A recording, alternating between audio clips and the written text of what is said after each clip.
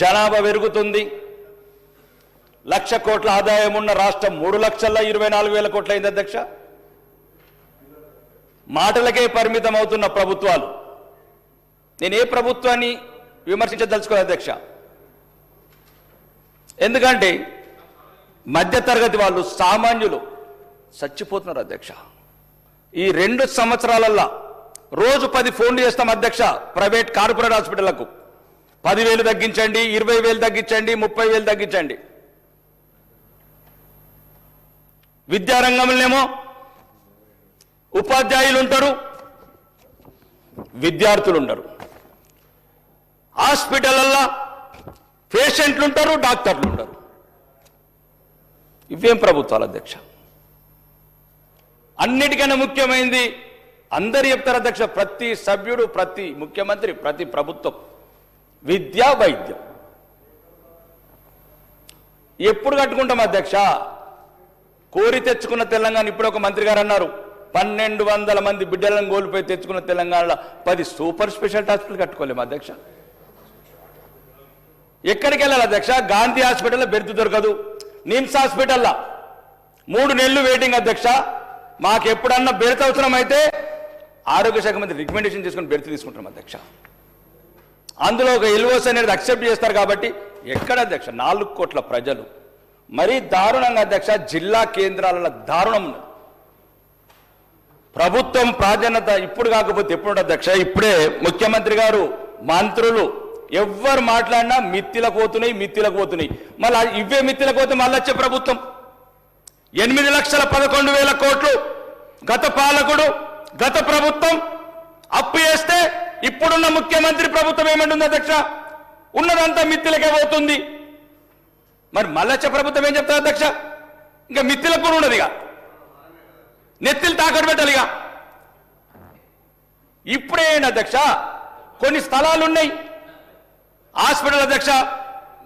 బసవతారకం అనే ఒక cancer hospital అధ్యక్ష, వేలాది మంది ఒక క్యాన్సర్ హాస్పిటల్ కట్టుకోలేము అధ్యక్ష. ఒక 4 నిమిషాలు కట్టుకోలేము అధ్యక్ష. పేదవాడికి, సామాన్యుడికి ఏమిస్తాం అధ్యక్ష?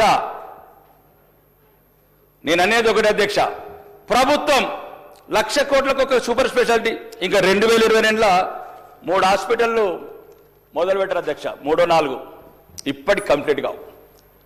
1,00,000 కోట్ల అప్పులు వస్తాయి.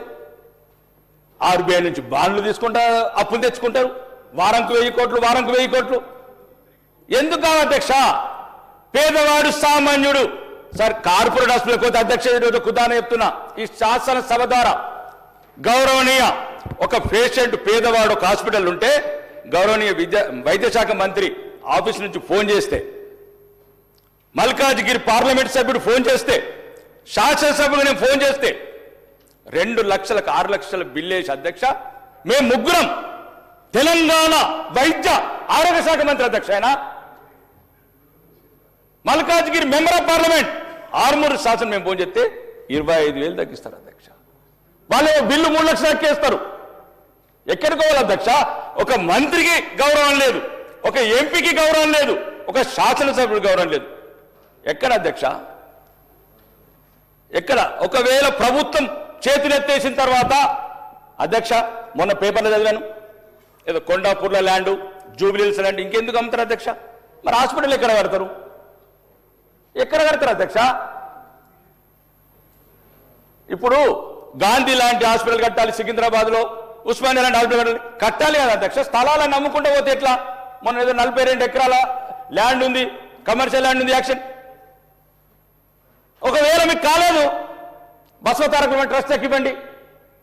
మీకు ఒకవేళ స్థలాలు ఉన్నాయి అధ్యక్ష, అవి తెలంగాణ ప్రజల ఆస్తి, తెలంగాణ సామాన్య పేద ప్రజల ఆస్తి. మీకు ఒకవేళ గవర్నమెంట్లో ఇబ్బంది ఉంది ఆర్థికంగా, ట్రస్ట్కి ఇవ్వండి. అమృతమైన ఒక ట్రస్ట్ ఉంది, చాలా ట్రస్ట్ ఉన్నాయి దేశంలో. మీరు స్థలాలు ఇవ్వండి, వాళ్ళు బసవతారకంలాగా మన ఆరోగ్యశ్రీ యాక్సెప్ట్ చేస్తారు. నేనేమంటున్నా అధ్యక్ష, నేను 2 సంవత్సరాల నుంచి ఎదుర్కొంటున్నాను సమస్య ఇది. మొన్న ఒక యాక్సిడెంట్ అయింది అధ్యక్ష మెట్పల్లిలో. తండ్రి చనిపోయాడు, తల్లి చనిపోయింది యాక్సిడెంట్లో. చిన్న పిల్లని తీసుకెళ్లి నిజామాబాద్ హాస్పిటల్ వేస్తే రోజు 1,00,000 రూపాయలు బిల్ అధ్యక్ష. రోజు 1,00,000. రోజు వాళ్ళ మంతెన గ్రామం వాళ్ళ అమ్మమ్మ తాతయ్య ఒకటే పాప బతికింది. రోజు 1,00,000. ఒక 2 నిమిషాలు అధ్యక్ష, 5 నిమిషాలు, నేను ఎక్కువ ఏం మాట్లాడలేదు అధ్యక్ష. గంటలు గంటలు, దినం రోజు ఫోన్ పేల మీద వసూలు చేసుకుని ఫీజులు కట్టింది అధ్యక్ష. ప్రభుత్వం మేము చేతులు ఎత్తేసింది. నేనేమంటున్నా అధ్యక్ష, ఇది విమర్శ కాదు, మీరు సద్విమర్శగా తీసుకోండి. సామాన్యుడికి, పేదవాడికి కార్పొరేట్ హాస్పిటల్ ఏం చేస్తారు అధ్యక్ష? అది హాస్పిటల్ లాగా ఉన్నాయి అధ్యక్ష. అవి ప్రాణం కంటే ప్రాఫిట్ ముఖ్యమైనది అధ్యక్ష. వాళ్ళకి ఏమున్నది అధ్యక్ష? అలా రోగి ఇప్పుడు వైద్య రంగంలో నడుపుతలేదు అధ్యక్ష. వైద్యుడు కాదు, ఆ డాక్టర్ కూడా అమాయకుడా. మొత్తం కార్పొరేట్ కంప్యూటర్ డిజైన్ చేస్తుంది. రోజు లక్షల కొద్ది బిల్లు. వాళ్ళని ఏమంటాం అధ్యక్ష? సామాన్యులకు ప్రభుత్వం అండగా ఉండాలి అధ్యక్ష. రెండోది, ఆరోగ్యశ్రీకి బిల్లులు ఉన్నాయి. ఆడ హాస్పిటల్ ఆరోగ్యశ్రీ ముక్కు ఇస్తాడు. సీఎం రిలీఫ్ ఫండ్ అధ్యక్ష, నేను ఈరోజు ఈ ప్రభుత్వంలో చూసిన సీఎం రిలీఫ్ ఫండ్ ఇమీడియట్ కానీ ఏమొస్తుంది అధ్యక్ష? ఆడ 5 లక్షలు పెడితే 20,000 వస్తాయి అధ్యక్ష. ఆడ 3 లక్షలు పెడితే 20,000 వస్తాయి అధ్యక్ష. దేనికి అవి? వైద్యం లేదు. సామాన్యుడు చితికిపోతున్నాడు. నేనేమంటున్నాను ప్రభుత్వాన్ని, దయచేసి 3 లక్షల కోట్లు ప్రతి సంవత్సరం 1,00,000 కోట్లు పెట్టి ఒక సూపర్ స్పెషల్ హాస్పిటల్ కట్టండి. 3 లక్షల కోట్లు కదన్నా, 3 హాస్పిటల్ కట్టండి. నెక్స్ట్ ఇయర్ 4 లక్షల కోట్లు కదన్నా, 4 హాస్పిటల్ కట్టండి. నిమిషం 4 కట్టండి. జిల్లాల అధ్యక్ష స్టాఫ్ లేరు ఎక్కడ. నేను 2 సంవత్సరాల నుంచి అడుగుతున్నాను. ఓకే, ఈరోజు ఒక వేదిక ద్వారా చెప్తున్నాను అధ్యక్ష, భూములు అమ్మడం మానేయండి అధ్యక్ష. భవిష్యత్తులో హాస్పిటల్ అసలుకే ఉండే అధ్యక్ష. పేదవాడు చచ్చిపోతాడు. ఎప్పుడో ఒకసారి అమ్ముడు అయిపోయినాయి అనుకోండి అధ్యక్ష. మీ ద్వారా ఇప్పుడు గౌరవనీయ శ్రీధర్ బాబు గారు ఉన్నారు, ఇంటలెక్చువల్ మంత్రి గారు. అన్న నీకు చెప్తున్నా, 3 ఏళ్ల తర్వాత కూడా అమ్ముడు పోయిన తర్వాత భూములు అయిపోతాయి అన్న. ఎప్పుడో ఒకరోజు అయిపోతాయి. ఇప్పుడు అయిపోయినాయి అనుకుందాం. ఇప్పుడు అన్న 4 ఏళ్ళకు అయిపోతాయి, 5 ఏళ్ళకి అయిపోతాయి. మనమే అంటున్నాం అమ్ముకుంటా నియో పోలీస్ కాడికి వెళ్ళి 100 కోట్లకు తెచ్చినాం. రేపు హాస్పిటల్ కట్టాలంటే ఎక్కడ కొంటాం అధ్యక్ష మనం? రేపు అక్కడ హాస్పిటల్ కట్టాలా, ఇందిరా పార్క్ కట్టాలా, ఎల్బీ స్టేడియం కట్టాలన్నా? ఈ రోజు శాసనసభ్యులు ఎక్కడ ఆటలు ఆడుతున్నామన్నా? ఎల్బీ స్టేడియం 50 ఏళ్ల కింద కట్టిన ఎల్బీ స్టేడియం ప్రాధాన్యత అయితే భవిష్యత్తులో ఏ స్టేడియాలు కడతారన్నా మీరు? Park, Indira park, KBR park, ఏ పార్క్ కడతామన్నా భవిష్యత్తులో? దయచేసి ప్రభుత్వ భూముల మీద సీలింగ్ పెట్టండి అన్న. దయచేసి ఒక్కరోజు ఎట్లన్నా అయిపోతుంది. ఈ రోజు అయిపోయింది. అందరు సీనియర్ మంత్రులు ఉన్నారు. ఉత్తమన్న దయచేసి మీ కాళ్ళు మొక్కి అడుగుతున్నా, భూములు కొనలేమన్నా.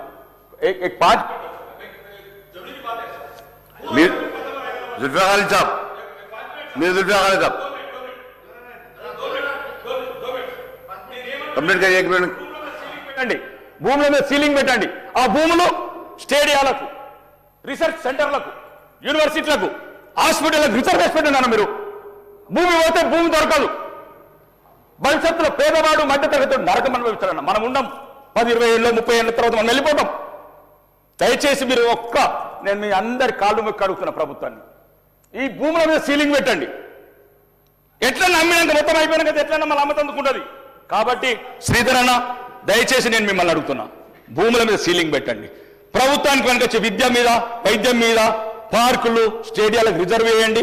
రెండోది, ప్రభుత్వం ఏదైతే 2 బడ్జెట్ కేటాయిస్తున్నారో సుమారు 8%, ఫిఫ్త్ కమిషన్ లాగా 8% కేటాయించండి. విద్యకు, వైద్య కేటాయించండి. అధ్యక్ష నేనేం చెప్తున్నట్టు ఏం బాధలేదన్నా. మనం ఎట్లన్నా మంచిగా బతాం, కానీ సామాన్యులు నరకం చూస్తున్నారు. నరకం చూస్తున్నారు. ఒక్కసారి ఆలోచించండి. పెద్ద మనసుతోని హాస్పిటల్ ఎంత వీలైతుందో పెద్దవి కట్టండి, ఎంత ఎక్కువైతే అంత కట్టండి. ఎట్లయితే సార్ ఒక్కటేసారి మీలో టాలెంట్ లేదా? 21,000 కోట్లు రుణమాఫీ చేసిన ప్రభుత్వం మీది. నేను వ్యక్తిగతంగా చెప్తాను, మీ దగ్గర కెపాసిటీ ఉంది. 9,000 కోట్లు ఒకేసారి రైతు బంద్ చేసిన ప్రభుత్వం మీది. మీ దగ్గర టాలెంట్ ఉంది, మీరు పొక్కి డబ్బు తేగలుగుతారు. అన్న ఇంకొక 30,000 కోట్లు అండి, 10 హాస్పిటల్ కట్టండి, సూపర్ స్పెషాలిటీ. పేదవాడు బతకనన్నా, సామాన్యుడు బతకని. కాబట్టి మీ అందరికీ దండం పెట్టి చెప్తున్నా, భూములను మానేయండి.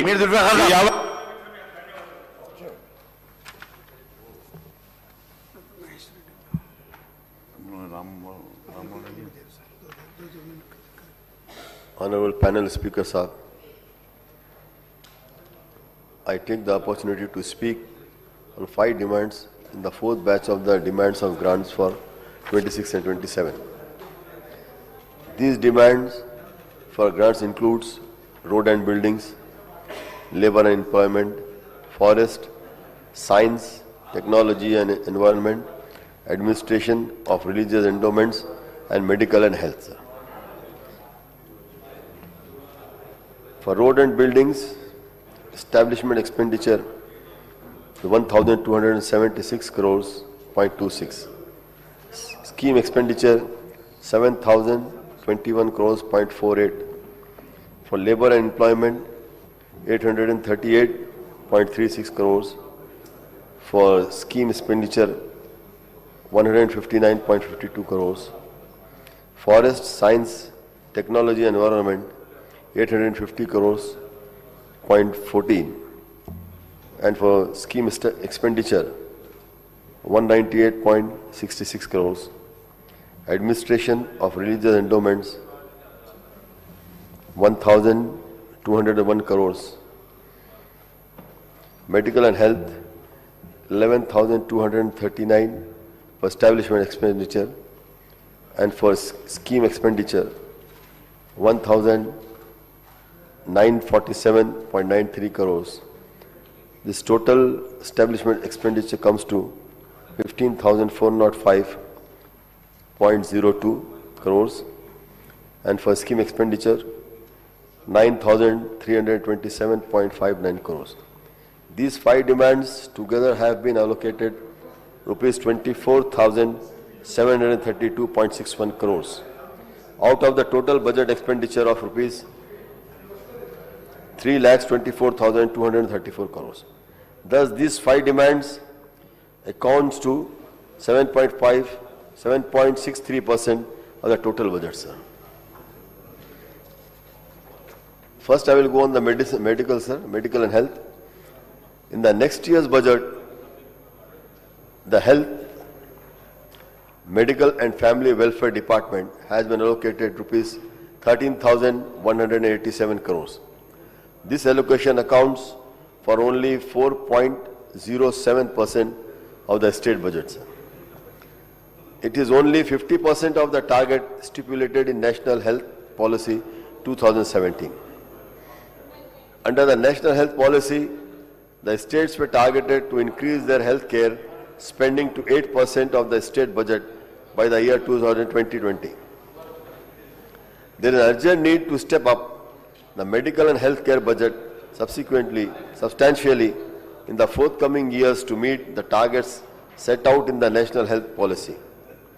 Our party welcomes the decision of the state government of transform the Telangana Vaidya Vidhana Parishad with bed strength of 12,720 into a full-fledged government secondary healthcare department.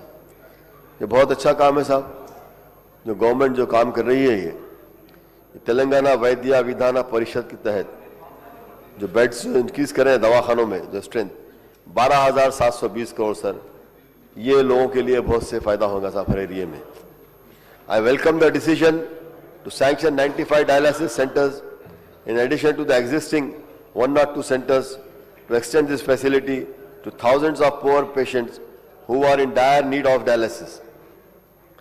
There are now 34 government medical colleges across the state with 4,090 MBBS seats. These includes 9 medical colleges started after the Congress assumed power in the state in December 2023. ये बहुत हुकूमत ने अच्छा काम किया कि आज medicine के लिए जो आज डिमांड है और डॉक्टर्स की हमको ज़रूरत है, जिसके लिए जैसे ही कांग्रेस गवर्नमेंट जब आई अभी तक 9 कॉलेज इन्होंने खोला सब. I would request the government to ensure that these medical colleges are provided with required teaching and non-teaching staff, nursing and paramedical personnel, and the teaching hospitals are provided with the required infrastructure expeditiously. Sir, colleges तो हम खोले, लेकिन इसमें हमको बराबर का staff होना चाहिए सर, और आपके नर्सिंग स्टाफ होना चाहिए, टीचिंग स्टाफ होना चाहिए, पैरामेडिकल पर्सनल होना चाहिए, ताकि इसको सही तरीके से हम चला सके और सही तरीका इंफ्रास्ट्रक्चर चाहिए sir. Similarly, The government has established 16 new nursing colleges and 28 paramedical colleges, and these should be provided the infrastructure, equipment and the staff without any delay, sir. मैं हुकूमत से यही कहूँगा, आप तो कॉलेजेस खोले साहब, 16 नए नर्सिंग कॉलेज आपने खोला, बहुत अच्छी बात है। 28 पैरामेडिकल कॉलेज आपने खोला, ये भी बहुत अच्छी बात है, लेकिन इसको सही तरीके से इसका इंफ्रास्ट्रक्चर करिए साहब, बनाइए, और जो इक्विपमेंट की जरूरत है और जो स्टाफ की जरूरत है विदाउट एनी डिले, कोई ताखिर किया उसको इमीडिएट करना चाहिए साहब। क्योंकि आप देखते हैं कि जहां भी गवर्नमेंट कॉलेजेस, गवर्नमेंट हॉस्पिटल्स होते हैं, वहां पर जो मेंटेनेंस नहीं होता, वहां पर स्टाफ बराबर नहीं होता, वहां पर दवाइयां बराबर नहीं होते, तो मैं हुकूमत से कहूंगा कि पूरी चीज का ख्याल रखा जाए। The government has sanctioned 3 super speciality hospitals under the aegis of Telangana Institute of Medical Sciences in Hyderabad at Lal Bagh, LB Nagar, Alwal and Sanat Nagar. Apart from the TIMS hospital functioning in the Gachibowli area, sir. The work on these new super speciality hospitals should be expedited so that they become the functional and ease the pressure on the existing teaching hospitals under Usmania and Gandhi Medical Colleges in the twin cities before the end of 2026 as targeted. साहब ये जरूरी है कि super speciality hospitals खोले। आज का बहुत अहम मुद्दा है ये, क्योंकि लोग इतने बीमार हो रहे हैं और नए नए बीमारियां आ रहे हैं, सुपर स्पेशलिटी हॉस्पिटल की जरूरत है। ये 3 जो दवाखाने आप बना रहे हैं, इसको जल्द से जल्द आप बनाइए साहब। I would also urge the government to ensure the expansion works at the Nizam's Institute of Medical Science and complete by the end of 2026. There is also need to expand the facilities at the MNJ Cancer Hospital, Nilofer Hospital, Sarojini Devi Hospital, and existing area hospitals and Ayush hospitals in Hyderabad and other cities in the state. साहब ये तब होगा जबकि इसकी committee की meeting regular होना चाहिए साहब।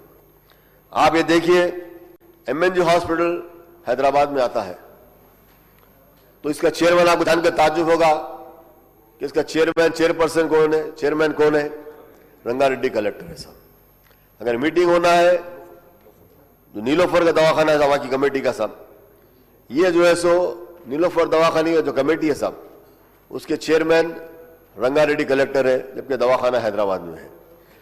अगर जब ये कमेटी की मीटिंग अगर रेगुलर नहीं होगी, दवाखाने में किन किन चीजों की जरूरत है कि पता नहीं चलेगा, जिसमें हमारे एमएलए भी हैं, उसमें रिप्रेजेंट करते हैं, लेकिन इसको तो होना चाहिए हैदराबाद कलेक्टर के अंडर में आना चाहिए साहब, क्योंकि हैदराबाद में है साहब।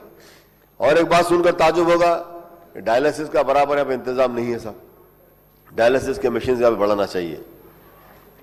इन ऑल बस्ती दवाखाना of the south zone, old city areas of the Hyderabad, many doctors posts are vacant and there is also shortage of medicines. साहब हमारे एरिया में बस्ती दवाखाने तो है साहब, बस्ती दवाखाने हैं, लेकिन वहां पे डॉक्टर्स नहीं है। अगर डॉक्टर्स है, दवाएं नहीं है। आपको दवाओं के लिए आपको दवा खरीद के फंड बढ़ाना चाहिए साहब, और हर बस्ती दवाखाने में डॉक्टर रेगुलरली आना चाहिए, उनको पोस्ट करना चाहिए साहब। और आज ये हो गया साहब, बस्ती दवाखानों का भी हाल ये हो गया कि गवर्नमेंट एक नई पॉलिसी बनाई कि जितने गवर्नमेंट के कॉलेजेस है, जितने गवर्नमेंट के हॉस्टल्स है, दवाखाने हैं, जो ऑफिसेस है, वो जो प्राइवेट बिल्डिंग्स में रन करते हैं, उसको गवर्नमेंट बिल्डिंग में शिफ्ट किया जाए। तो आज ये परेशानी इसमें ये हो रही, बहुत अच्छी बात है साहब, या तो आप एरिया में नए गवर्नमेंट बिल्डिंग्स बनाइए, या तो आप, हमको जो परेशानी हो रही, दवाखानों को यहाँ मुंतकिल किया जा रहा है साहब, तमाम ये ऑफिस को मुंतकिल किया है, तो जो बस्ती दवाखाना जिस बस्ती के लिए बनाया गया साहब, उसको हटा के दूसरी जगह जा रहा है। आज गवर्नमेंट बिल्डिंग्स बराबर हमारे पास नहीं है साहब। There is urgent need to fill up the vacant post and provide required quantity of medicines. In Barkas Hospital, 5 doctors and 10 staff nurses posts are vacant, sir. And our floor leader Janab Akbaruddin Owaisi Saab raised this issue and wrote letters to health department officials. सब बार बार आपने सुना assembly में हर वक्त हमारे floor leader साहब आली जनाब अकबरुद्दीन ओवैसी साहब ने ये मसले को बार बार उठाया, इतने डिटेल में उठाया, बार बार हुकूमत को तवज्जो दिलाया, लेकिन अफसोस की बात यह है कि आज तक वो चीज़ें फुलफिल नहीं हुए साहब। तो फिर यहाँ हमारा बोलने का मतलब क्या है साहब? बार बार हम बोलते हैं, हम किस लिए बोल रहे हैं? हमारे लिए तो नहीं बोल रहे, जो हमारी गरीब आवाम है उनको सहूलत पहुंचाने के लिए बोल रहे। फंड्स तो आप दे रहे लेकिन काम बराबर नहीं हो रहा साहब। There is need to fill up vacant post in Barkas PSC and other PSC in the whole city area. हर जगह क्या ये पीएससी का भी वही हाल है साहब, कहीं पर भी वैकेंसीज खाली है। There is need to allot space for SPHO office in Barkas cluster with the minimum facilities, sir. The Nizamiya Tibbi College and Unani Hospital doctors and staff nurses posts are vacant. Due to shortage of the staff, the UG and PG seats are reduced, sir. साहब इसके बारे में ये बोलना चाहूंगा साहब, last time भी ऐसा हुआ साहब कि यहाँ पर डॉक्टर्स की कमी है, यहाँ पर स्टाफ नर्सेस की कमी है, पोस्ट उसके वेकेंट है साहब। और जो लास्ट टाइम जो सीट्स का हुआ था साहब, तकरीबन 24 सीट जहां से चले गए थे साहब। लेकिन मैं कोशिश किया और मैं शुक्रिया अदा करूंगा हमारे principal secretary of health doctor Christina madam का, हमारे हेल्थ मिनिस्टर साहब का, हमारे डायरेक्टर ऑफ आयुष का। मेरे कहने के ऊपर क्रिस्टीना मैडम बिजी थे, रातों रात इन्होंने लेटर भेजा दिल्ली को, जिसकी वजह से यहां पर लास्ट टाइम वो सीट्स आ गए साहब। और उनसे हमने ये कहकर लिया था कि अब तक हम उनको फुलफिल कर देंगे रिक्वायरमेंट, लेकिन अफसोस की बात यह है कि अभी तक इस साल में नहीं हुआ साहब, फिर वो हमको प्रॉब्लम आने वाला है। मैं हेल्थ मिनिस्टर साहब को तवज्जो दिलाना चाहता हूं और मैडम को तवज्जो दिलाना, आप लोग तो कोशिश कर रहे साहब, मैं पूरी तरीके से आपकी तारीफ करूंगा कि जो 4 महीना दवाखाने के लिए आप और हमारे प्रिंसिपल सेक्रेटरी ने बहुत ही अच्छा काम किया अब तक, जो भी आज काम हो रहे हैं साहब। और मैं साथ साथ मैं बेहद शुक्रगुजार हूं हमारे आली जनाब रेवंत रेड्डी साहब, चीफ मिनिस्टर ऑफ तेलंगाना का साहब, कि इन्होंने 4 महीना दवाखाना बनाने के लिए 52 करोड़ रुपए साहब इमीडिएट इन्होंने सैंक्शन किया। ये प्रीवियस गवर्नमेंट ने जियो दिया था, लेकिन इमीडिएट फ्लोर पर जब आली जनाब अकबरुद्दीन ओवैसी साहब ने इसका डिमांड किया तो इमीडिएट उसी वक्त इस फ्लोर पर खड़े रह के हमारे चीफ मिनिस्टर साहब ने ऐलान किया मैं पैसे रिलीज कर रहा हूं, सैंक्शन किया। फिर हमने कहा कि 52 करोड़ कम पड़ रहे हैं, टोटल उसका प्रोजेक्ट का कॉस्ट 80 करोड़ साहब, वो भी उन्होंने किया साहब, तो मैं उनका शुक्रिया अदा करूंगा। तो मैं आपसे यही कहना चाहता हूं कि उस चीजों को देखिए, ताकि इस साल भी हमको परेशानी आने वाली है। अभी से देखिए ऐन वक्त में हमसे भागने की परेशानी होने की जरूरत। मैडम को भी याद है, मैडम उस वक्त डॉक्टर मरी चंद्रा रेड्डी वहां पर थे साहब, वह मीटिंग में थे, कॉलेज के स्टाफ को वहां पर भिजाया, इमीडिएट बाहर निकल के उन्होंने साइन किया, और यहां तक कि स्टैंप लगाने के लिए अटेंडेंस से उन्होंने कहा अटेंडेंस स्टैंप लेके बाहर था। इमीडिएट उनके एक्शन की वजह से सीट्स आए सर, मुझे बोलना जरूरी है कि जो काम उन्होंने किया। During 2022-24 they also need to fill all the vacant posts of de-reserving the reserve posts of SC, ST and BC and women, because Unani courses are imparted in Urdu medium, and the persons from the reserve categories do not opt for the Unani courses, sir. साहब ये भी बेहद जरूरी है साहब, हमेशा जो ये SC, ST, BC ये जो सीट्स है साहब जो अब वेकेंट जा रहे हैं साहब, लास्ट ईयर फुलफिल हुए साहब, जैसा कि मैंने कहा कि लोगों की वजह से और हमारी कोशिश की वजह से, मजलिस इत्तेहादुल मुस्लिमीन की कोशिश की वजह से, और इस साल भी वो जाएंगे तो मैं कहूंगा कि डिजर्व करना जरूरी है साहब। During 2022-24 under the 15th Finance Commission grants, sanction was accorded for the construction of 68 new buildings of the urban public health centers to provide accessible, affordable and equitable primary health and care services to the people living in the cities and towns. Accordingly, 37 buildings of UPSC have been approved for construction in the GHMC area with sanction of rupees 1.43 crores for each UPSC, sir. The funds were allotted to GHMC for construction of UPSC, but the GHMC has not yet started the work and the local people are facing a lot of problems, sir. साहब यहाँ पर जो हमारे UPSC के लिए साहब 37 buildings approve किए गए, इसका पैसा GHMC को दिया गया, GHMC बनाने का है, लेकिन GHMC अफसोस की बात ये आज तक नहीं बनाई, क्योंकि इसके लिए जमीन ही नहीं है साहब। अगर हम बल्दिया से पूछते हैं जमीन, जहां जो बेकार जमीन है, कोनों में कहीं जमीन है बची हुई, कुछ कोई छोटे पार्क से छोटा वो है, वो हमको नहीं देने साहब। इसके लिए देना चाहिए ताकि जो बेकार पड़ी जगह है या गवर्नमेंट दूसरी जगह देख के देना चाहिए हमको, हाउसिंग बोर्ड की या कोई, ताकि दवाखाने वहां बने जाए साहब। Hence, I request the government to reallocate the works to TGMSIDC, Telangana Medical Service and Infrastructure Development Corporation, sir, so as to complete the works in time to serve the needy people, sir. Sir, ये funds हमको reallocate करना चाहिए साहब Telangana medical services and infrastructure development corporation को, ताकि जल्द से काम हो जाए, इससे आवाम को इस्तेफादा हो साहब।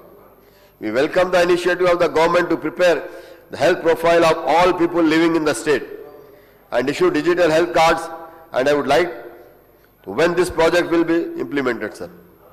साहब बहुत अच्छी बात है, हम भी हुकूमत का खैर मुकद्दम करते हैं कि इन्होंने जो लोगों के लिए डिजिटल हेल्थ कार्ड प्रोवाइड कर रहे हैं साहब, बहुत ही अच्छी बात है। लेकिन मैं हुकूमत से यही गुजारिश, मिनिस्टर साहब से यही कहना चाहूँगा, उनसे पूछना चाहूँगा, सर जवाब दे वो कि कब इसको इम्प्लीमेंट कर रहे हैं साहब। क्या दूसरे प्रोजेक्ट की तरह भी कोल्ड स्टोरेज पर नहीं जाएगा ना साहब, इमीडिएट इम्प्लीमेंट किया जाए sir. I would request the Medical and Health Minister, Janab Damodar Srinivasap, to ensure that all pending dues to the private hospitals in the state and the Rajiv Arogya scheme and are cleared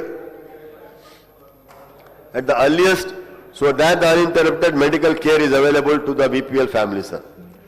साहब आज कई करोड़ के bills pending है साहब, जो private hospitals को आना चाहिए साहब। राजीव आरोग्य स्कीम में साहब, आरोग्य श्री स्कीम में कई करोड़ के बिल पेंडिंग है साहब आरोग्य श्री स्कीम में। मैं आपसे यही तवज्जो, आपसे यही गुजारिश करता हूं साहब, मुतालबा करता हूं कि इमीडिएट आप ये बिल्स को भी रिलीज कीजिए ताकि प्राइवेट दवाखाने वो आसानी से फिर से और गरीबों का इलाज कर सके, क्योंकि दवाखानों के पास फंड्स कहां से आएगा साहब। काम अगर आप देंगे पैसे तो काम होगा। काम बहुत अच्छा कर रही है हुकूमत, आप इसको इमीडिएट बीपीएल फैमिलीज के लिए और ये आरोग्य श्री में पैसे रिलीज करिए। The government has enhanced the coverage under Rajiv Aarogya Sri scheme from 5 lakhs to 10 lakhs for each BPL family, and on account of this increase, the private hospitals are providing medical care and enhanced coverage, sir. ये बहुत ही अच्छी बात है साहब। मैं हुकूमत का शुक्रिया अदा करूंगा मेरी जमात की जानिब से, बहुत काम इन्होंने अच्छा किया।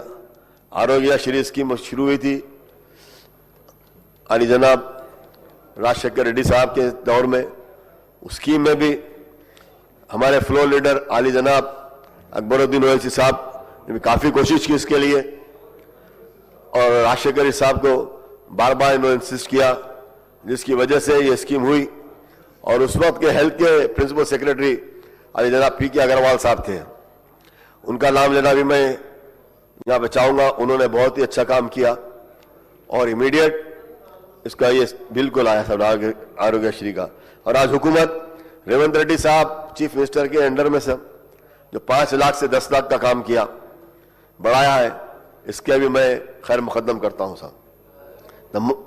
और इसमें जरूरी है साहब, more surgical procedures and treatment have included under Aarogya Sri, and this is also contributing the monitoring bills of Aarogya Sri in private hospitals. साहब जो नए प्रोसीजर्स और ट्रीटमेंट में इंक्लूड किए साहब, ये बहुत ही अच्छा करे साहब, इसकी वजह से बिल्स भी बढ़ेंगे साहब। The government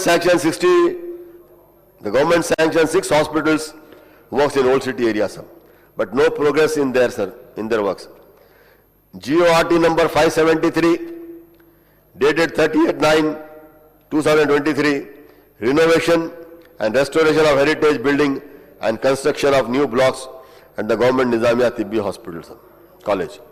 साहब इसके लिए मैं कहूँगा ये काम सैंक्शन हुआ इमीडिएट, जैसा मैंने कहा फ्लोर पर सीएम साहब उठे, इमीडिएट अनाउंस किया, बहुत बड़ी बात है, बहुत ही जुर्रत का काम, बहुत ही बड़ी बात है साहब, जिन्होंने इमीडिएट इसको किया। और इसके लिए मोहतरम अली जनाब अकबरुद्दीन ओवैसी साहब ने बार बार इंसिस्ट किया, इसको ये काम हुआ। मैं और अकबरुद्दीन ओवैसी साहब ने हमारे मिनिस्टर साहब के चैम्बर में जाके भी हमने मिला उनसे, वहां पर हमारे हेल्थ सेक्रेटरी को भी इन्होंने बुलाया मिनिस्टर साहब। वहां जो काम शुरू हुआ साहब, वहां पे जो रुकावट आ रही थी, पुरानी बिल्डिंग एक बनी हुई है साहब आरसीसी की, वो एक इस तरह से बनी हुई है साहब जो कॉलेज में बराबर सेट नहीं हो रही साहब।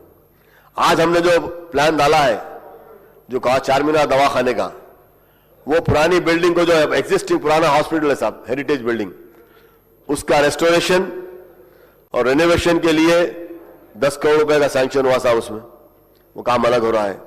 और बाजू हॉस्टल था, गर्ल्स हॉस्टल, उसको डिसमेंटल किया गया और आउट पेशेंट को डिसमेंटल करना है साहब। और ये पुरानी कॉलेज बिल्डिंग को पुराना जो है साहब, उसको डिसमेंटल करना है, जिसके लिए मिनिस्टर साहब ने बुलाकर कहा। गर्ल्स हॉस्टल टूटा, वो साइड तो काम शुरू हुआ साहब, लेकिन अफसोस की बात यह थी कि उसका अकाउंट नहीं खुला था, गुत्तेदार को बिल नहीं मिल रही थी, तो वो स्लैब्स पड़ने के बाद वहां पर रोका। लेकिन अल्हम्दुलिल्लाह वो भी काम शुरू हुआ साहब।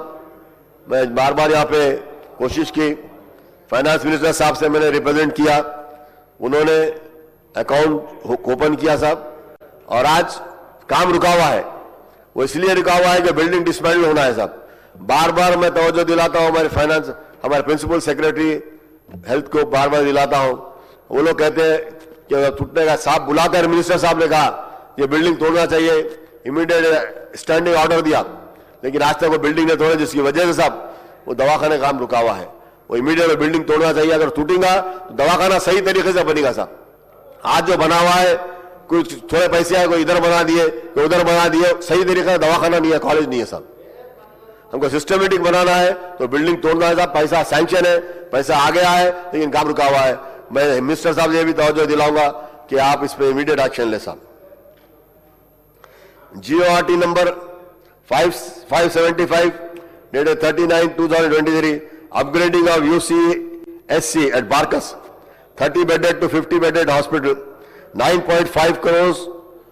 Work started, but due to not clearance of bills, the work is still pending. ये भी वही प्रॉब्लम है साहब। बारकस के दवाखाने का अपग्रेड किए, 30 बेड से 50 बेड करे, 9 करोड़ 50 लाख रुपए सैंक्शन हुआ, काम शुरू भी हुआ, लेकिन बिल नहीं मिली, गुत्तेदार रोक दिया साहब। GORT number 577 dated 39/2023, establishment of 100 bedded area hospital at Bandlaguda area with the cost of ₹42 crores. Work yacht started साहब। आज तक काम शुरू नहीं हुआ साहब। ये इसकी वजह बताना चाहिए साहब, क्यों नहीं हुआ, डिले क्यों हो रहा है साहब। GORT number 574, GORT number 576 dated 39/23/2023, establishment of 50 bedded CSC at SRT colony Yakutpura, 18.80 crores were sanctioned. Still the land is not yet allotted by GHMC sir. They are not issuing the NOC sir. Take up the work. दवाखाना sanction हुआ साहब, 2023 में sanction हुआ, लेकिन बार बार हम GHMC commissioner को बोल रहे हैं कि जगह अलॉट करो, बताया हमने, लेकिन उसको जगह बताने के बाद भी सब चीज हो गई, लेकिन आज तक उसे NOC इशू नहीं हुआ। मैं हमारे मिनिस्टर साहब से कहूंगा कि इमीडिएट इसमें NOC दिलाना चाहिए साहब। GORT number 487 dated 30/9/2023, establishment of 100 bedded hospital area at Kamatipura sir, 42 crores has been sanctioned. Work started, but due to non-clearance of bills, work are still pending. इसमें वही साहब के अकाउंट अभी तक अकाउंट नहीं खुला साहब, जिसकी वजह से बिल पेंडिंग है, काम तो शुरू हो गया, गुत्तेदार काम छोड़कर चले गया साहब। अभी वो चाह रहा है बिल रिलीज हुई तो काम तो आ जाएगा। तो हुकूमत से तवज्जो दिलाता हूं कि आप इमीडिएट इस पर तवज्जो दें। और एक मेरे एरिया में साहब एक हॉस्पिटल, आयुर्वेदिक हॉस्पिटल सैंक्शन हुआ साहब, पैसा भी रिलीज हुआ, लेकिन आज जगह वहां पर नहीं है साहब बनाने के लिए। हम बार बार GHMC को बोल रहे हैं, या वहां पे आयुर्वेदिक हॉस्पिटल वहां बोल रहे हैं, लेकिन वहां पे जगह नहीं मिल रही साहब। मैं इसके लिए भी चाहूंगा कि GHMC से हमको जगह दिलाया जाए साहब। Now will switch down to labour and employment sir. For the labour and employment demand, the allocation is ₹998 crores sir. I may recall the government has proposed a welfare scheme for gig and platform workers sir. The draft bill has read to provide social security measures, employment and service conditions, safety, health and welfare measures for the gig and platform workers, and posted on the website of Labour Department for inviting suggestions from the general public sir. I welcome the decision of government to extend social security to the gig and platform workers in Telangana with coverage of 5 lakhs accidental death insurance, sir. ये बहुत अच्छी बात है साहब. हुकूमत ने पहली मर्तबा ये ऐलान किया है कि कवरेज उनको की है जो हमारे गिग के वर्कर्स है साहब, उनको अगर किसी एक्सीडेंटल डेथ अगर हुई तो उनको 5 लाख रुपए का इंश्योरेंस मिलेगा साहब. The government has promised to bring a bill in this regard, and I would like to know when this bill will be introduced, sir. मैं मिनिस्टर साहब से पूछना चाहूंगा बिल कब इंट्रोड्यूस कर रहे हैं साहब. There are 17 employment exchanges under the Commissionerate of Employment and Training in the state which are mandated to register the unemployed youth between the age of 14 to 54 years, sir. Employment youth, sir, 14 साल से 54 साल. इसमें मुझे हंसी भी आ गया था, 54 साल का यूथ बोल रहे साहब, क्योंकि यहाँ पर नौकरियां नहीं मिलने से लोगों की उम्र इतनी बढ़ रही साहब, बेचारे 54 साल तक भी नौकरी नहीं मिल रही है, पढ़ने के बाद भी नहीं मिल रही है, तो इसको इमीडिएट नौकरियां भी देना चाहिए साहब. However, the note on demand and outcome budget document of the Labour Employment Training and Factories Department do not provide any data on unemployed youth registered with the employment exchange. साहब इसका data देना चाहिए हमारे को, इसमें जो unemployed youth कितने register हुए. The Telangana government has sanctioned 68 advanced training centers in collaboration with the Tata Technologies Limited for upkeep scheme, the youth for the higher employment opportunities, sir. Out of these ATCs, 65 are attached to Government Industrial Training Institute, and the other 3 are the standalone institutions with an intake of 20,000, sir.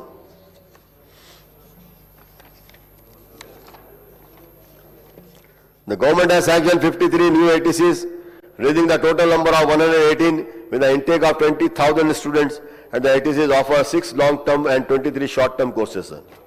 An amount of rupees 2,338 crores has been sanctioned for the construction of building and procurement of machinery and equipment, and I hope that the work on the construction of the buildings, recruitment of teaching and the non-teaching staff, and the procurement of equipment will be completed with earlier, sir. साहब पैसा तो science से ही हुआ, इसके लिए जल्दी हमको building बनाना चाहिए, इंफ्रास्ट्रक्चर होना चाहिए साहब, और उसके इक्विपमेंट हमको खरीदना चाहिए. We welcome the initiative of the government to bring all ATCs and polytechnic colleges under the state and the purview of the Young India Skills University, sir. Polytechnic colleges in the state and the purview of the Young India Skills University, sir.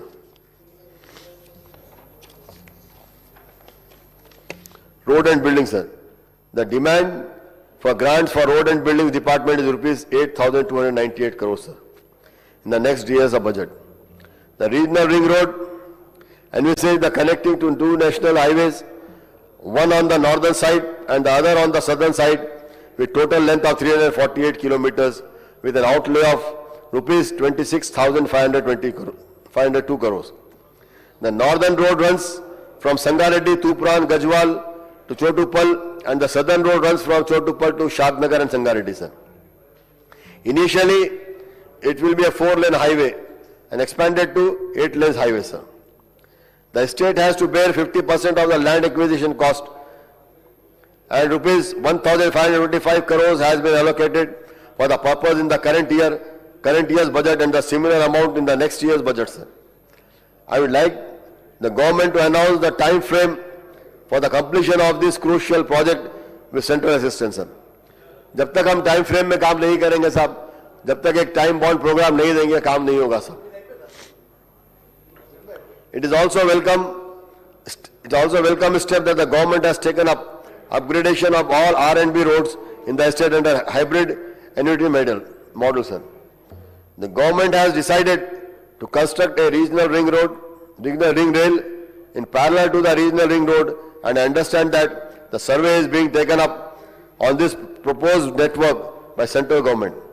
Construction of camp office cum residence complexes of MLAs has been taken up in 104 assembly constituencies across the state, and all these works are completed. However, the works of this camp office cum residence complexes are not taken up in the 15 assembly constituencies in Hyderabad district since sites are not finalized. साहब तमाम camp office कम office तमाम MLAs के तेलंगाना में 106 constituencies में बनाए गए साहब. Conclude करिए. अच्छा 104 में हम बार बार मुतालबा कर रहे हैं साहब. पिछले बजट में भी हमने मुतालबा किया. 3 मिनट. आज जनाब अकबरुद्दीन ओवैसी साहब ने मुतालबा किया कि हैदराबाद के 15 जो कॉन्स्टिट्यूएंसीज है उसके एमएलएस के लिए कैंप ऑफिस बनाइए. कम रेसिडेंस आज तक काम नहीं हुआ साहब. I would like to point out that the government land parcels are available in each of the 15 constituencies in the twin cities and suitable sites can be chosen for the locating the camp office. I would once again urge the government to take up the work of camp officer at the city MLA without any further delay. Due to the persistent efforts of the state government, the central government has finally granted approval for the long pending construction and Mamnoor Airport in Warangal and an airport at Adilabad. I will recall the state government proposed 6 regional airports at Mamnoor, Basant Nagar, Jarkampalli, Adilabad, Devara Kandra and Palwancha. However, the consultancy agency Airport Authority of India has indicated feasibility of for the Mamnoor, Jarkampalli and Adilabad, and they reported that the airports at Basant Nagar, Devarakonda and Palwancha are not feasible.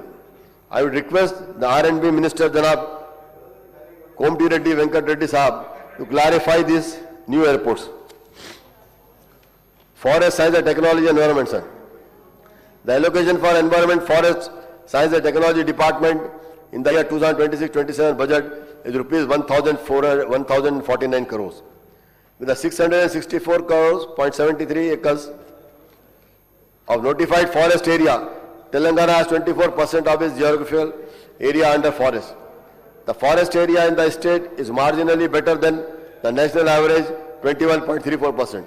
After the formation of Telangana state, the then BRS government had launched Telangana Ku Harita Haran program with the objective to increase the green cover from 24% to 33% in the state.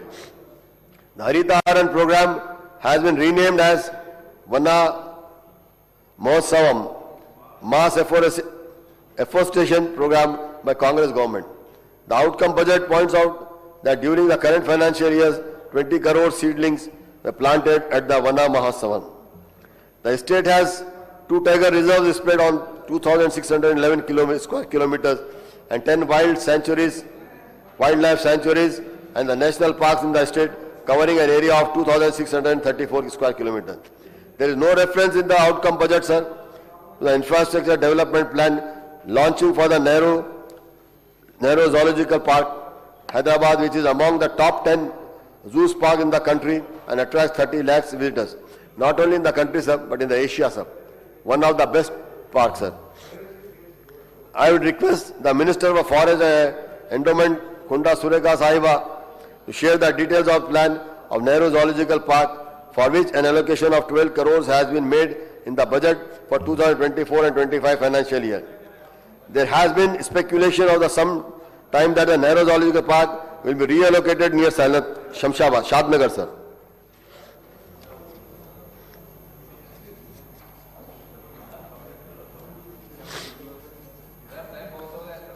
एक 2 minute था, हो गया था.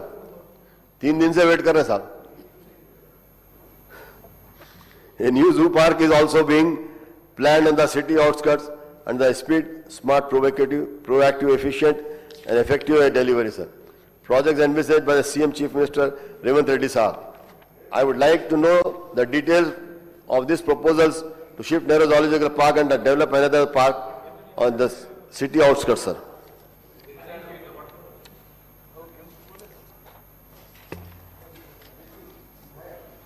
Administration and religious endowments, sir. The demand for the grants for the administration of charitable and Hindu religious institutions under endowment department earmarked for 1,201 crores in the next financial year, covering expenditure on the salaries of Arsakas and the temple employees fund, common good fund and assistance for the upkeep of the temples apart from the grants for celebrating Bonalu and festival. There are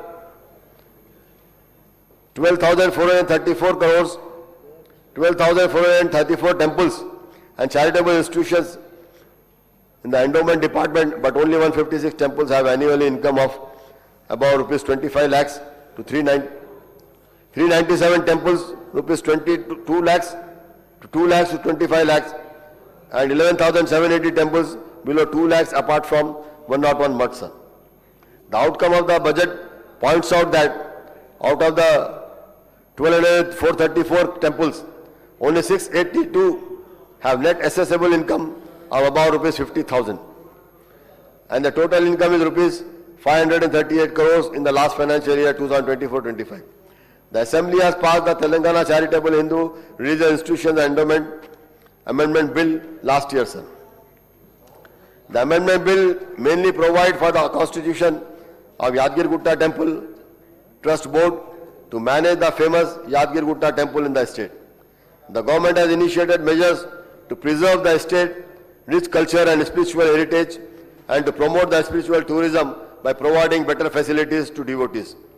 Massive funds have been allotted in the next year's budget for the development of temples such as Bhadrachalam, Dharmapuri, Vimulawada and Kaleshwaram temples. Add about the need for the development of the infrastructure and facilities at the major dargahs, sir, in the city and the other districts of the Telangana, sir. सब जैसा कि आपने इन तमाम मंदिरों को आप पैसा दे रहे हैं, बहुत अच्छी बात है साहब. आप जो पैसा दे रहे हैं इसके लिए हम आपका खैर मुकद्दम करते हैं साहब. हम भी चाहते हैं कि आपको इतने पैसा मिला जाए, टेम्पलों में काम होना चाहिए. इतना होने के बाद भी बराबर काम नहीं हो रहा साहब. आज आप 1201 करोड़ वहां दे रहे हैं साहब. साथ साथ इसकी हमारा ये डिमांड है साहब मजलिस इत्तेहादुल मुस्लिमीन का कि आप जो शहर के जो दरगाह है मेन तेलंगाना वक्फ बोर्ड मेजर दरगाह साहब, दरगाह सादुल्लाह हुसैनी बड़ा पहाड़ निजामाबाद साहब, दरगाह हजरत जहांगीर पीर, दरगाह हजरत जान पाक शहीद सूर्यापेट सर, दरगाह हजरत याकूब शहीद अन्नारम, इन दरगाहों को भी पैसा देना चाहिए साहब ताकि वहाँ का मेंटेनेंस सही तरीके से हो.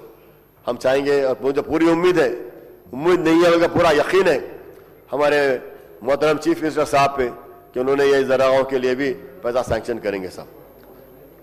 म्यूलावाड़ा दरगाह का इंसिडेंट आपके सामने हुआ साहब. आप तमाम जानते हैं आज कांग्रेस गवर्नमेंट जो सेक्युलर गवर्नमेंट है वैसी गवर्नमेंट दरगाह को तोड़ा गया साहब. ये आइंदा दोबारा ये होना ना चाहिए. मैं हुकूमत से कहूंगा, खासतौर से सीएम साहब से कहूंगा, होम डिपार्टमेंट आपके साथ है, ये जो लोग कुछ है जो आपकी गवर्नमेंट को आपको बदनाम करने के लिए इस तरीके से काम कर रहे हैं, इन पे स्ट्रिक्ट एक्शन लिया जाए साहब. जो भी इस तरह की हरकत करता है उसको स्ट्रिक्ट एक्शन लिया जाए ताकि कांग्रेस हुकूमत और आप बदनामी से बचे साहब.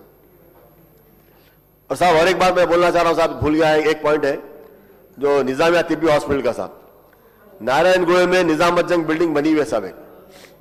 वहां एक हॉस्पिटल के लिए मैं मिनिस्टर साहब की तवज्जो चाहूंगा साहब, हेल्थ मिनिस्टर साहब की तवज्जो चाहूंगा. नारायणगुड़े में निजामुद्दीन एक बिल्डिंग बनी हुई है साहब, हॉस्पिटल के लिए, यूनानी हॉस्पिटल के लिए बनाया गया नारायणगुड़े में साहब. वो बिल्डिंग तैयार हुई साहब. बिल्डिंग तैयार होने के बाद उसमें एड्स डिपार्टमेंट ला के डाल दिया गया. आज कुछ भी नहीं है साहब, पूरा कचरा पड़ा, बिल्डिंग बिल्कुल खराब हुई. लेकिन अब गर्ल्स हॉस्टल टूटने के बाद हमने कोशिश की तो एक फ्लोर गर्ल्स हॉस्टल को वहां पे दिया गया साहब. नीचे खाली स्टोर बना के रखे साहब. अगर वो बिल्डिंग खाली हो जाए तो एक और एक यूनानी दवाखाना चालू हो सकता ताकि यहाँ के आवाम को भी सहूलत हो सकती साहब. मैं आखिर में साहब, I am thankful to the speaker sir for giving me this opportunity sir. I am very thankful to you sir on behalf of my party and my sir. Thank you very much sir. Doctor T Rammohan Reddy గారు ఒక్కొక్కరు ఒక్కొక్క subject మాట్లాడండి. ఒక 3 to 5 minutes మాట్లాడండి. చాలా మంది ఉన్నారు సభ్యులు మాట్లాడేటోళ్ళు. ధన్యవాదాలు అధ్యక్ష. సాగునీటి ప్రాజెక్టులే ఆధునిక దేవాలయాలని జవహర్లాల్ నెహ్రూ గారు మన దేశానికి మొట్టమొదటి ప్రధాని నాగార్జున సాగర్ ప్రాజెక్టు శంకుస్థాపన చేస్తున్నటువంటి సందర్భంలో చెప్పడం జరిగింది అధ్యక్ష. సింధు నాగరికతనే నదీ పరివాహక ప్రాంతం నుంచి ప్రారంభమైందని చెప్పి మనం చిన్ననాటి నుంచి కూడా పుస్తకాల్లో చదువుకున్నాం అధ్యక్ష. నీళ్లు నిధులు నియామకాల గురించే శ్రీమతి సోనియా గాంధీ గారు తెలంగాణ రాష్ట్రాన్ని ఇవ్వడం జరిగింది అధ్యక్ష. మన దేశంలో ఈరోజు మన ఇరిగేషన్ డిపార్ట్మెంట్కి అయితే బడ్జెట్ పెట్టినామో ఏ రాష్ట్రంలో కూడా ఏ ముఖ్యమంత్రి కూడా, ఏ ఇరిగేషన్ మినిస్టర్ కూడా ఇంత బడ్జెట్ మన దేశం మొత్తం మీద ఎక్కడ కూడా పెట్టలేదు అన్న విషయాన్ని కూడా ఘంటాపదంగా చెప్పదలుచుకున్నా అధ్యక్ష.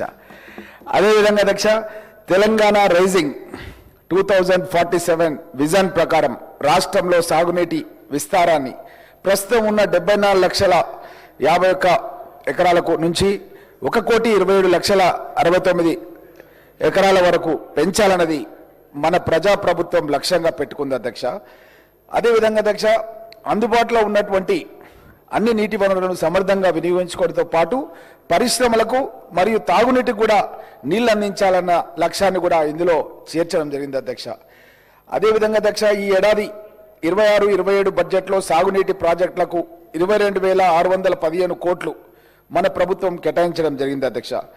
గత ఏడాది 23,373 కోట్లు కేటాయించింది. ఈ ఏడాది 7,758 కోట్లు కేటాయింపు తగ్గడానికి కారణమైంది గతంలో అడ్డగోలు వడ్డీలకు తెచ్చినటువంటి గత ప్రభుత్వం రుణాలు తిరిగి చెల్లించడం మూలంగా మన ప్రభుత్వానికి తక్కువ వడ్డీకి ఆ రుణాలను వ్యవస్థీకరించడం జరిగింది. అదేవిధంగా అధ్యక్ష, ఇరిగేషన్ విభాగంలో గతంలో ఎన్నడూ లేని విధంగా ఉద్యోగుల నియామకాలను కూడా మన గౌరవ మంత్రివర్యులు ఉత్తమ్ కుమార్ రెడ్డి గారు చేపట్టడం జరిగింది అధ్యక్ష. 24-25లో 1,065 మంది కొత్త ఇంజనీరింగ్ సిబ్బందిని కూడా నియమించడం జరిగింది అధ్యక్ష. వీరిలో 675 మంది ఏఈలు, 211 మంది ఏఈలు, అదేవిధంగా 179 మంది జేటీఓలు కూడా ఉన్నారు అధ్యక్ష. 30 ఏళ్ల తర్వాత ఇరిగేషన్ విభాగంలో అన్ని స్థాయిలో ప్రమోషన్లు ఇచ్చాం. ఏఈ నుంచి ఈఎన్సీ వరకు ప్రతి స్థాయిలో కూడా ప్రమోషన్లు అమలు చేయడం జరిగింది. ఇప్పటికే ఉన్న ప్రాజెక్టులను స్థిరీకరించి ఇరిగేషన్ సామర్థ్యాన్ని పెంచాలని ప్రభుత్వం లక్ష్యంగా పెట్టుకోవడం జరిగింది అధ్యక్ష. తక్కువ ఖర్చుతో ఎక్కువ ఆయకట్టు ఇచ్చే ప్రాజెక్టులను ముందుగా పూర్తి చేయాలని ప్రజాప్రభుత్వం నిర్ణయించడం జరిగింది. అందుకే ప్రాజెక్టులను category A, category B1, category B2గా విభజించడం జరిగింది. కేటగిరీ ఏలో ఉన్నటువంటి 6 ప్రాజెక్టులు, కేటగిరీ బిలో ఉన్నటువంటి 12 ప్రాజెక్టులు ప్రాధాన్యత ప్రకారం 2026 ఏప్రిల్ 1 నుంచి 29 మార్చ్ 31 వరకు మొదటి ప్రణాళిక అమలవుతుంది. ఈ ప్రణాళికలో 15 లక్షల ఎకరాల వరకు కూడా కొత్తగా సాగునీరు అందించడాన్ని లక్ష్యంగా పెట్టుకోవడం జరిగింది. ఇంకా 2,20,000 ఎకరాలకు స్థిరీకరించాలని కూడా చెప్పడం జరిగింది అధ్యక్ష.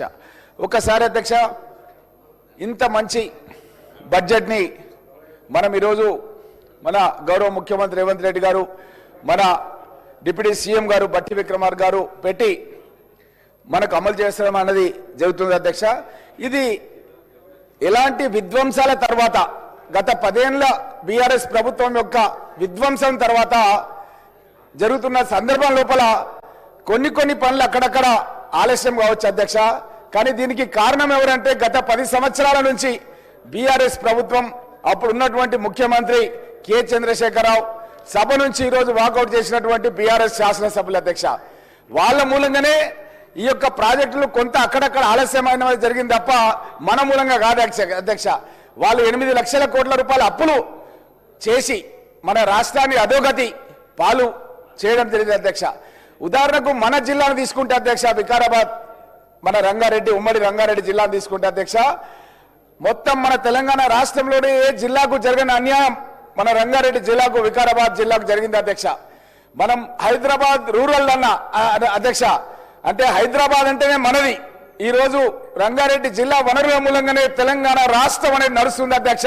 కానీ తెలంగాణ రాష్ట్రానికి గతి 10 సంవత్సరాల దోపిడీ మూలంగా మనం అప్పుడు కాంగ్రెస్ ప్రభుత్వంలో రాజశేఖర రెడ్డి గారిని అడిగి శాంక్షన్ చేయించుకున్నటువంటి ప్రాణహిత చెవెళ్ల గోదావరి జలాలని మన వికారాబాద్ కాన్స్టిట్యున్సీలో పులుసుమామిడి దగ్గర, మన చెవెళ్ల కాన్స్టిట్యున్సీలో మనం చందిప్ప దగ్గర, అదేవిధంగా పరిగి కాలువ అని చెప్పి కొందుర్గు, పరిగి, లక్ష్మీదేవి పల్లి వరకు కూడా రావాలని శాంక్షన్ అయిన ప్రాజెక్టులను, జరుగుతున్నటువంటి ప్రాజెక్టులను మనం ప్రాజెక్ట్ సైట్లకు పోయి అక్కడ అండర్ గ్రౌండ్ టన్నల్ లోపల ఎంతో మంది వేలాది మంది కార్మికులు లైట్లు పెట్టుకొని పనిచేస్తున్న సందర్భంలో కూడా వాళ్ళు ధ్వంసం చేసి మొత్తం కూడా రద్దు చేసేసి కొండపోచమ్మని రీడిజైనింగ్ లో తీసుకొచ్చి ఆ కొండపోచమ్మ ప్రాజెక్టు ఫస్ట్ బాబాసాహెబ్ అంబేద్కర్ గారి పేరు మీద, మన వివేక్ గారు ఇక్కడే ఉన్నారు, వారి తండ్రి గారు ఎప్పుడు అనేవారు మన తెలంగాణ ప్రాంతానికి నీళ్లు కావాలంటే మనం బాబాసాహెబ్ అంబేద్కర్ ప్రాణహిత చేవెళ్ల ప్రాజెక్టు తీసుకురావాలని చెప్పి అనేవాళ్ళు అధ్యక్ష.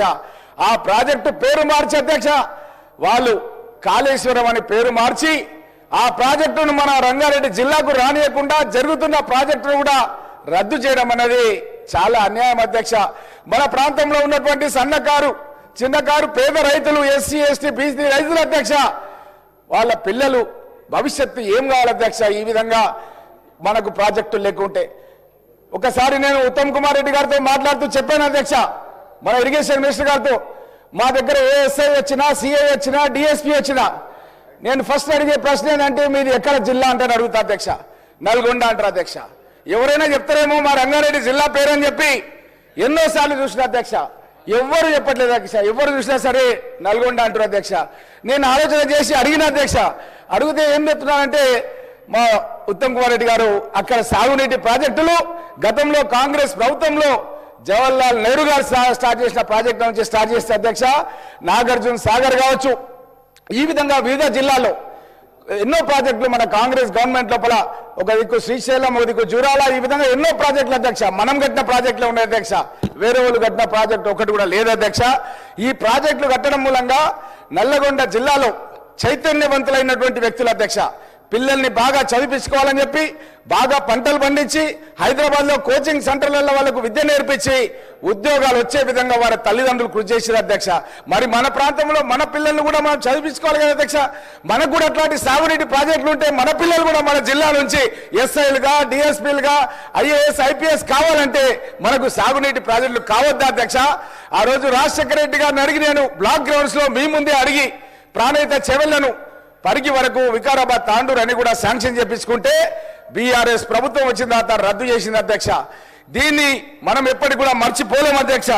అదే విధంగా అధ్యక్ష మన ప్రాంతం లోపల ఒక సైడ్ నుంచి పాలమూరు రంగారెడ్డికి సంబంధించింది కూడా నీళ్లు రావాలని చెప్పి జురాల నుంచి రావాలని నేను మీరు కృషి చేయడం జరిగింది అధ్యక్ష.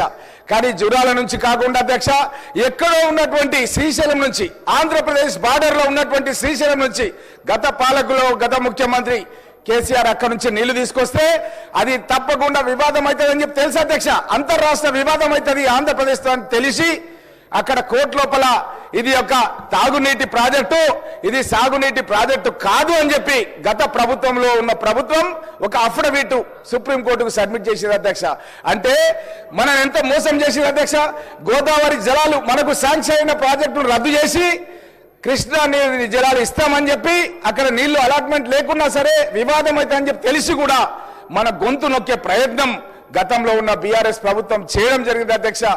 కాబట్టి నేను ఒక్కసారి అడుగుతున్నా అధ్యక్ష, వాళ్ళు ఒక్కొక్కసారి వాళ్ళు చెప్పిన విషయాలు ఎలా ఉన్నాయంటే అధ్యక్ష ఇది 2014 బీఆర్ఎస్ మేనిఫెస్టో అధ్యక్ష. 2014లో వాళ్ళు ఏం చెప్పినారు అధ్యక్ష అంటే ప్రతి నియోజకవర్గానికి 1,00,000 ఎకరాలు సాగునీరు ఇస్తామని చెప్పారు అధ్యక్ష. ప్రతి ఎకరానికి అధ్యక్ష ప్రతి నియోజకవర్గానికి వాళ్ళు 1,00,000 ఎకరాలకు సాగునీరు ఇస్తామని చెప్పిన అధ్యక్ష. ఇది బీఆర్ఎస్ 2014లో ప్రభుత్వంలోకి రావడానికి తెలంగాణ రాష్ట్ర వ్యాప్తంగా ప్రతి నియోజకవర్గంలో ఉన్న రైతులను మోసం చేసి అధికారంలోకి వచ్చిందని చెప్పడానికి 14 అధ్యక్ష. అదేవిధంగా అధ్యక్ష 18 మేనిఫెస్టోలో బీఆర్ఎస్ ఏం చెప్పింది అధ్యక్ష అంటే 12 లక్షల ఎకరాలకు కొత్త ఆయ కట్టిస్తామని చెప్పింది అధ్యక్ష.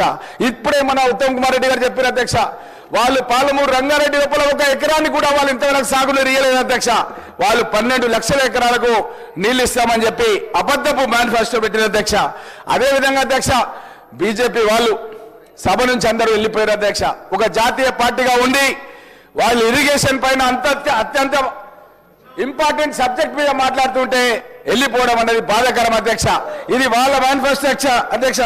వాళ్ళు ఏం చెప్పినారు అధ్యక్ష అంటే 23 లోపల బీజేపీ మేనిఫెస్టో అధ్యక్ష వాళ్ళు ఏం చెప్పినారంటే అధ్యక్ష మేము కాళేశ్వరం లిఫ్ట్ ఇరిగేషన్ ప్రాజెక్ట్ లో జరిగిన ఆర్థిక అవకతవకలను వెలికి తీసేందుకు ప్రత్యేక దర్యాప్తు బృందాన్ని సిట్ ఏర్పాటు చేసి బాధ్యులపైన కఠిన చర్యలు తీసుకుంటాం అధ్యక్ష. ఇది మొట్టమొదటి చెప్పింది అధ్యక్ష. వాళ్ళ ఎంటైర్ మేనిఫెస్టో అన్ని పార్టీల కంటే ఎక్కువ పేజీల మేనిఫెస్టో ఎవరిదంటే బీజేపీలో అధ్యక్ష. ఈ బీజేపీ మేనిఫెస్టోలో ఫస్ట్ పాయింట్ ఏంటి అధ్యక్ష అంటే సిట్ ఎంక్వైరీ చేస్తామని చెప్పారు అధ్యక్ష కాళేశ్వరం మీద. మన గౌరవ ముఖ్యమంత్రి రేవంత్ రెడ్డి గారు కాళేశ్వరం పైన సిబిఐ ఎంక్వైరీ చేసి ఇప్పటికి ఏడాది కావస్తుంది అధ్యక్ష. ఇంతవరకు ఈ బీజేపీ వాళ్ళు ఎవరు కూడా అక్కడ ఢిల్లీకి పోయి మన శాసనసభ నుంచి తెలంగాణ శాసనసభ నుంచి సిబిఐ ఎంక్వైరీకి ఆదేశాలు ఇస్తే ఏమైంది? సిబిఐ ఆఫీస్కి పోలేదు, అక్కడ ఉన్నటువంటి అమిత్ షాని కలవలేదు, అక్కడ ఉన్నటువంటి ప్రధానమంత్రి మోడీని కలవలేదు. కలవకుండా ఇక్కడ మన శాసనసభలో మాత్రం వాళ్ళు మన ప్రభుత్వానికి వ్యతిరేకంగా మాట్లాడుతున్నారు. అధ్యక్ష, 1,00,000 కోట్ల రూపాయల ప్రాజెక్టు లోపల అవినీతి జరిగిందని ఇప్పుడే మన గౌరవ మంత్రివర్యులు ఉత్తమ్ కుమార్ రెడ్డి గారు కాళేశ్వరం ప్రాజెక్టు గురించి చెప్పడం జరిగింది. అధ్యక్ష, మరి వాళ్ళు బీజేపీ వాళ్ళు వాళ్ళ కర్తవ్యం కాదా అధ్యక్ష? వాళ్ళు ఢిల్లీకి పోయి వాళ్ళపైన సిబిఐ ఎంక్వైరీ చేపించి దానిపైన విచారణ చేపించి దానిపైన దోషులు ఎవరున్నారో వాళ్ళని జైలుకు పంపించి ఆ డబ్బులు ఎక్కడైతే ఉన్నాయో బినాముల పేర్ల మీద ఈ దేశంలో ఉన్నా వేరే దేశంలో ఉన్నా ఆ డబ్బులు రాబట్టి మళ్ళీ మన ఖజానాకు జమ చేయాల్సిన బాధ్యత ఈ బీజేపీ శాసనసభ్యులపైన లేదా అధ్యక్ష? ఈ విధంగా మన ప్రాంతానికి తీరని అన్యాయం చేసినటువంటి పార్టీ ఏదంటే ఈ యొక్క బీఆర్ఎస్ పార్టీ. ఆ బీఆర్ఎస్ పార్టీతో వీళ్ళు అంతర్గతంగా కలిసి ఉండి మనం జరిగినటువంటి ఎంపీ ఎలక్షన్ లో చూసినాం అధ్యక్ష. బీఆర్ఎస్ వాళ్ళు మొత్తం కూడా ఏజెంట్ కూడా లేరు అధ్యక్ష, ఎక్కడ కూడా మొత్తం బీజేపీకే సపోర్ట్ చేయడం జరిగింది అధ్యక్ష. ఈ విధంగా వీళ్ళిద్దరు కూడా కలిసి ఈ విధంగా మన రాష్ట్రంలో ఉన్నటువంటి ప్రజలకు అన్యాయం చేస్తున్న విషయాన్ని ప్రజలందరూ కూడా గమనిస్తున్న విషయాన్ని కూడా తెలియజేస్తున్నారు అధ్యక్ష. ముఖ్యంగా అధ్యక్ష ఒక విషయం మీ దృష్టికి తీసుకొస్తున్నారు అధ్యక్ష. ముఖ్యంగా ఏంటంటే అయిపోయింది అధ్యక్ష.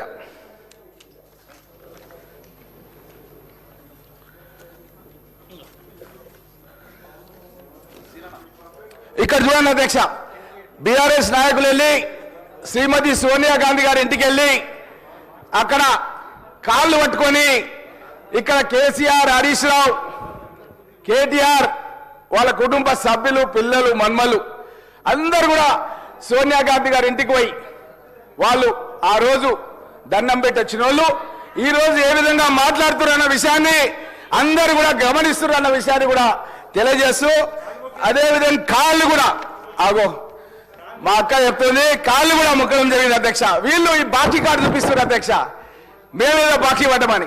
మరి నువ్వు 14లోనే ప్రతి నియోజకవర్గానికి నువ్వు ఏం చెప్పినావు? అప్పుడు 1,00,000 ఎకరాలకు సాగునీళ్ళు ఇస్తావంటే 1,00,000 ఎకరాలకు నువ్వు ఎంత ఖర్చు పెట్టాల్సింది ఉంటే ప్రతి నియోజకవర్గానికి నువ్వెంత బాకీ పడ్డావని చెప్పి బీఆర్ఎస్ వాళ్ళని నేను అడుగుతున్నాను అధ్యక్ష. ఈ విధంగా వీళ్ళు అన్ని కూడా అబద్ధాలను ప్రచారం చేస్తున్నారు అధ్యక్ష. ముఖ్యంగా ప్రజలన్నీ కూడా గమనిస్తున్నారు అధ్యక్ష.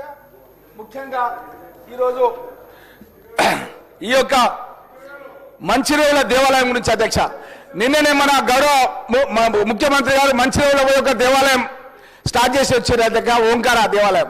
దానిపైన కార్తిక్ రెడ్డి, సబితా ఇంద్రారెడ్డి గారి కొడుకు గ్రీన్ ట్రిబ్యునల్లో కేసు వేసిండు అధ్యక్ష. దేవాలయాల పునర్నిర్మాణం జరగాలని లేదా అధ్యక్ష? వాళ్ళు గతంలో ఏం చేసినారు అధ్యక్ష అంటే, ఒకటి మీకు తెలుసా అధ్యక్ష, అప్పా జంక్షన్ నుంచి మన్నెగూడ వరకు 4 లైన్ల రోడ్ అధ్యక్ష, 300 మంది చచ్చిపోయారు అధ్యక్ష. అదే గ్రీన్ ట్రిబ్యునల్లో కేసు పడితే ఎవరు పరిష్కారం చేయలేదు అధ్యక్ష. గౌరవ ముఖ్యమంత్రి గారు నాకు చెప్పారు అధ్యక్ష, రామోని ఈ విషయం లోపల నువ్వు చొరవ తీసుకోవాలి, చాలా మంది చనిపోతున్నారు ఈ రోడ్డు పైన అంటే నేనే ఎవరైతే గ్రీన్ ట్రిబ్యునల్లో కేసు వేసినారో వాళ్ళని నా ఇంటికి పిలిచి మాట్లాడి ముఖ్యమంత్రి కార్యాలయం తీసుకుపోయి మాట్లాడి కేసు విత్డ్రా చేపించి వర్క్ స్టార్ట్ చేపించిన అధ్యక్ష. 1000 కోట్ల రూపాయల పని. నేను అడుగుతున్నా అధ్యక్ష ప్రతిపక్షాల వాళ్ళని, మీరు కూడా ఏదైనా సమస్యలు ఉంటే ఆ సమస్య లోపలికి పోయి రాష్ట్ర ప్రయోజనాల దృష్ట్యా ఆ సమస్యల పరిష్కారానికి మీరు కృషి చేయండి తప్ప అవేమి చేయకుండా బట్ట కలిసి మీరేసినట్టుగా చేస్తే ప్రజలన్నీ కూడా గమనిస్తున్నారు అధ్యక్ష. నేను ఒక మంత్రి కాకుండా ఏం కాకుండా ఒక ఎమ్మెల్యేగా ఉండి 300 మంది ప్రాణాలు పోయినటువంటి రోడ్డును అధ్యక్ష, ఏదైతే నేషనల్ హైవే ప్రాజెక్ట్ అధ్యక్ష ఎవరు పట్టించుకోలేదు అధ్యక్ష. గ్రీన్ ట్రిబ్యునల్లో కేసు ఉందని వదిలేస్తే ఎవరు కేసు వేసిరో వాళ్ళని నా ఇంటికి పిలిపించుకొని మాట్లాడి కేసు పరిష్కారం చేసి రోడ్డు పనులు శరవేగంగా అప్పా జంక్షన్ నుంచి మన్నెగూడ వరకు నడుస్తున్నాయి అధ్యక్ష. దాంట్లో 20 గ్రామాలున్నాయి అధ్యక్ష. ఆ 20 గ్రామాలకు కూడా ఎక్కడైతే ఉన్నాయో అదంతా కూడా మనకు అండర్ పాస్లు వస్తున్నాయి, 20 గ్రామాలకు లైట్లు వస్తున్నాయి. చాలా పెద్ద ఎత్తున ఈరోజు అభివృద్ధి కార్యక్రమాలు జరుగుతున్నాయి అధ్యక్ష. అదేవిధంగా మనకు మన్నెగూడ నుంచి అధ్యక్ష, మన్నెగూడ నుంచి రావులపల్లి వరకు మన స్టేట్ బార్డర్ వరకు కూడా అధ్యక్ష మళ్ళీ ఒక డిపిఆర్ శాంక్షన్ చేయించుకున్నాం అధ్యక్ష. ఈ 4 లైన్ల రోడ్ ఎట్లయితే ఉందో అది కంటిన్యూషన్ అయితే అధ్యక్ష.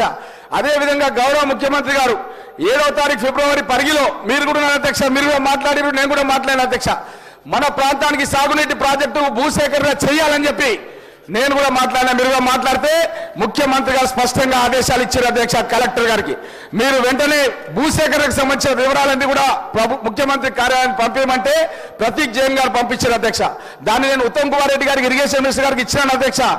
దాన్ని కూడా తప్పకుండా నాకు శాంక్షన్ అయితే ల్యాండ్ ఎక్విజిషన్ చేస్తానన్న మాట ఇచ్చింది అధ్యక్ష. అన్నా మీరు తప్పకుండా ల్యాండ్ ఎక్విజిషన్ నిధులు కేటాయించాలని చెప్పి ఉత్తమ్ కుమార్ రెడ్డి గారు కోరుతూ సెలవు తీసుకుంటారు అధ్యక్ష. కాటేపల్లి వెంకటరమణారెడ్డి గారు. కాటేపల్లి వెంకటరమణారెడ్డి గారు.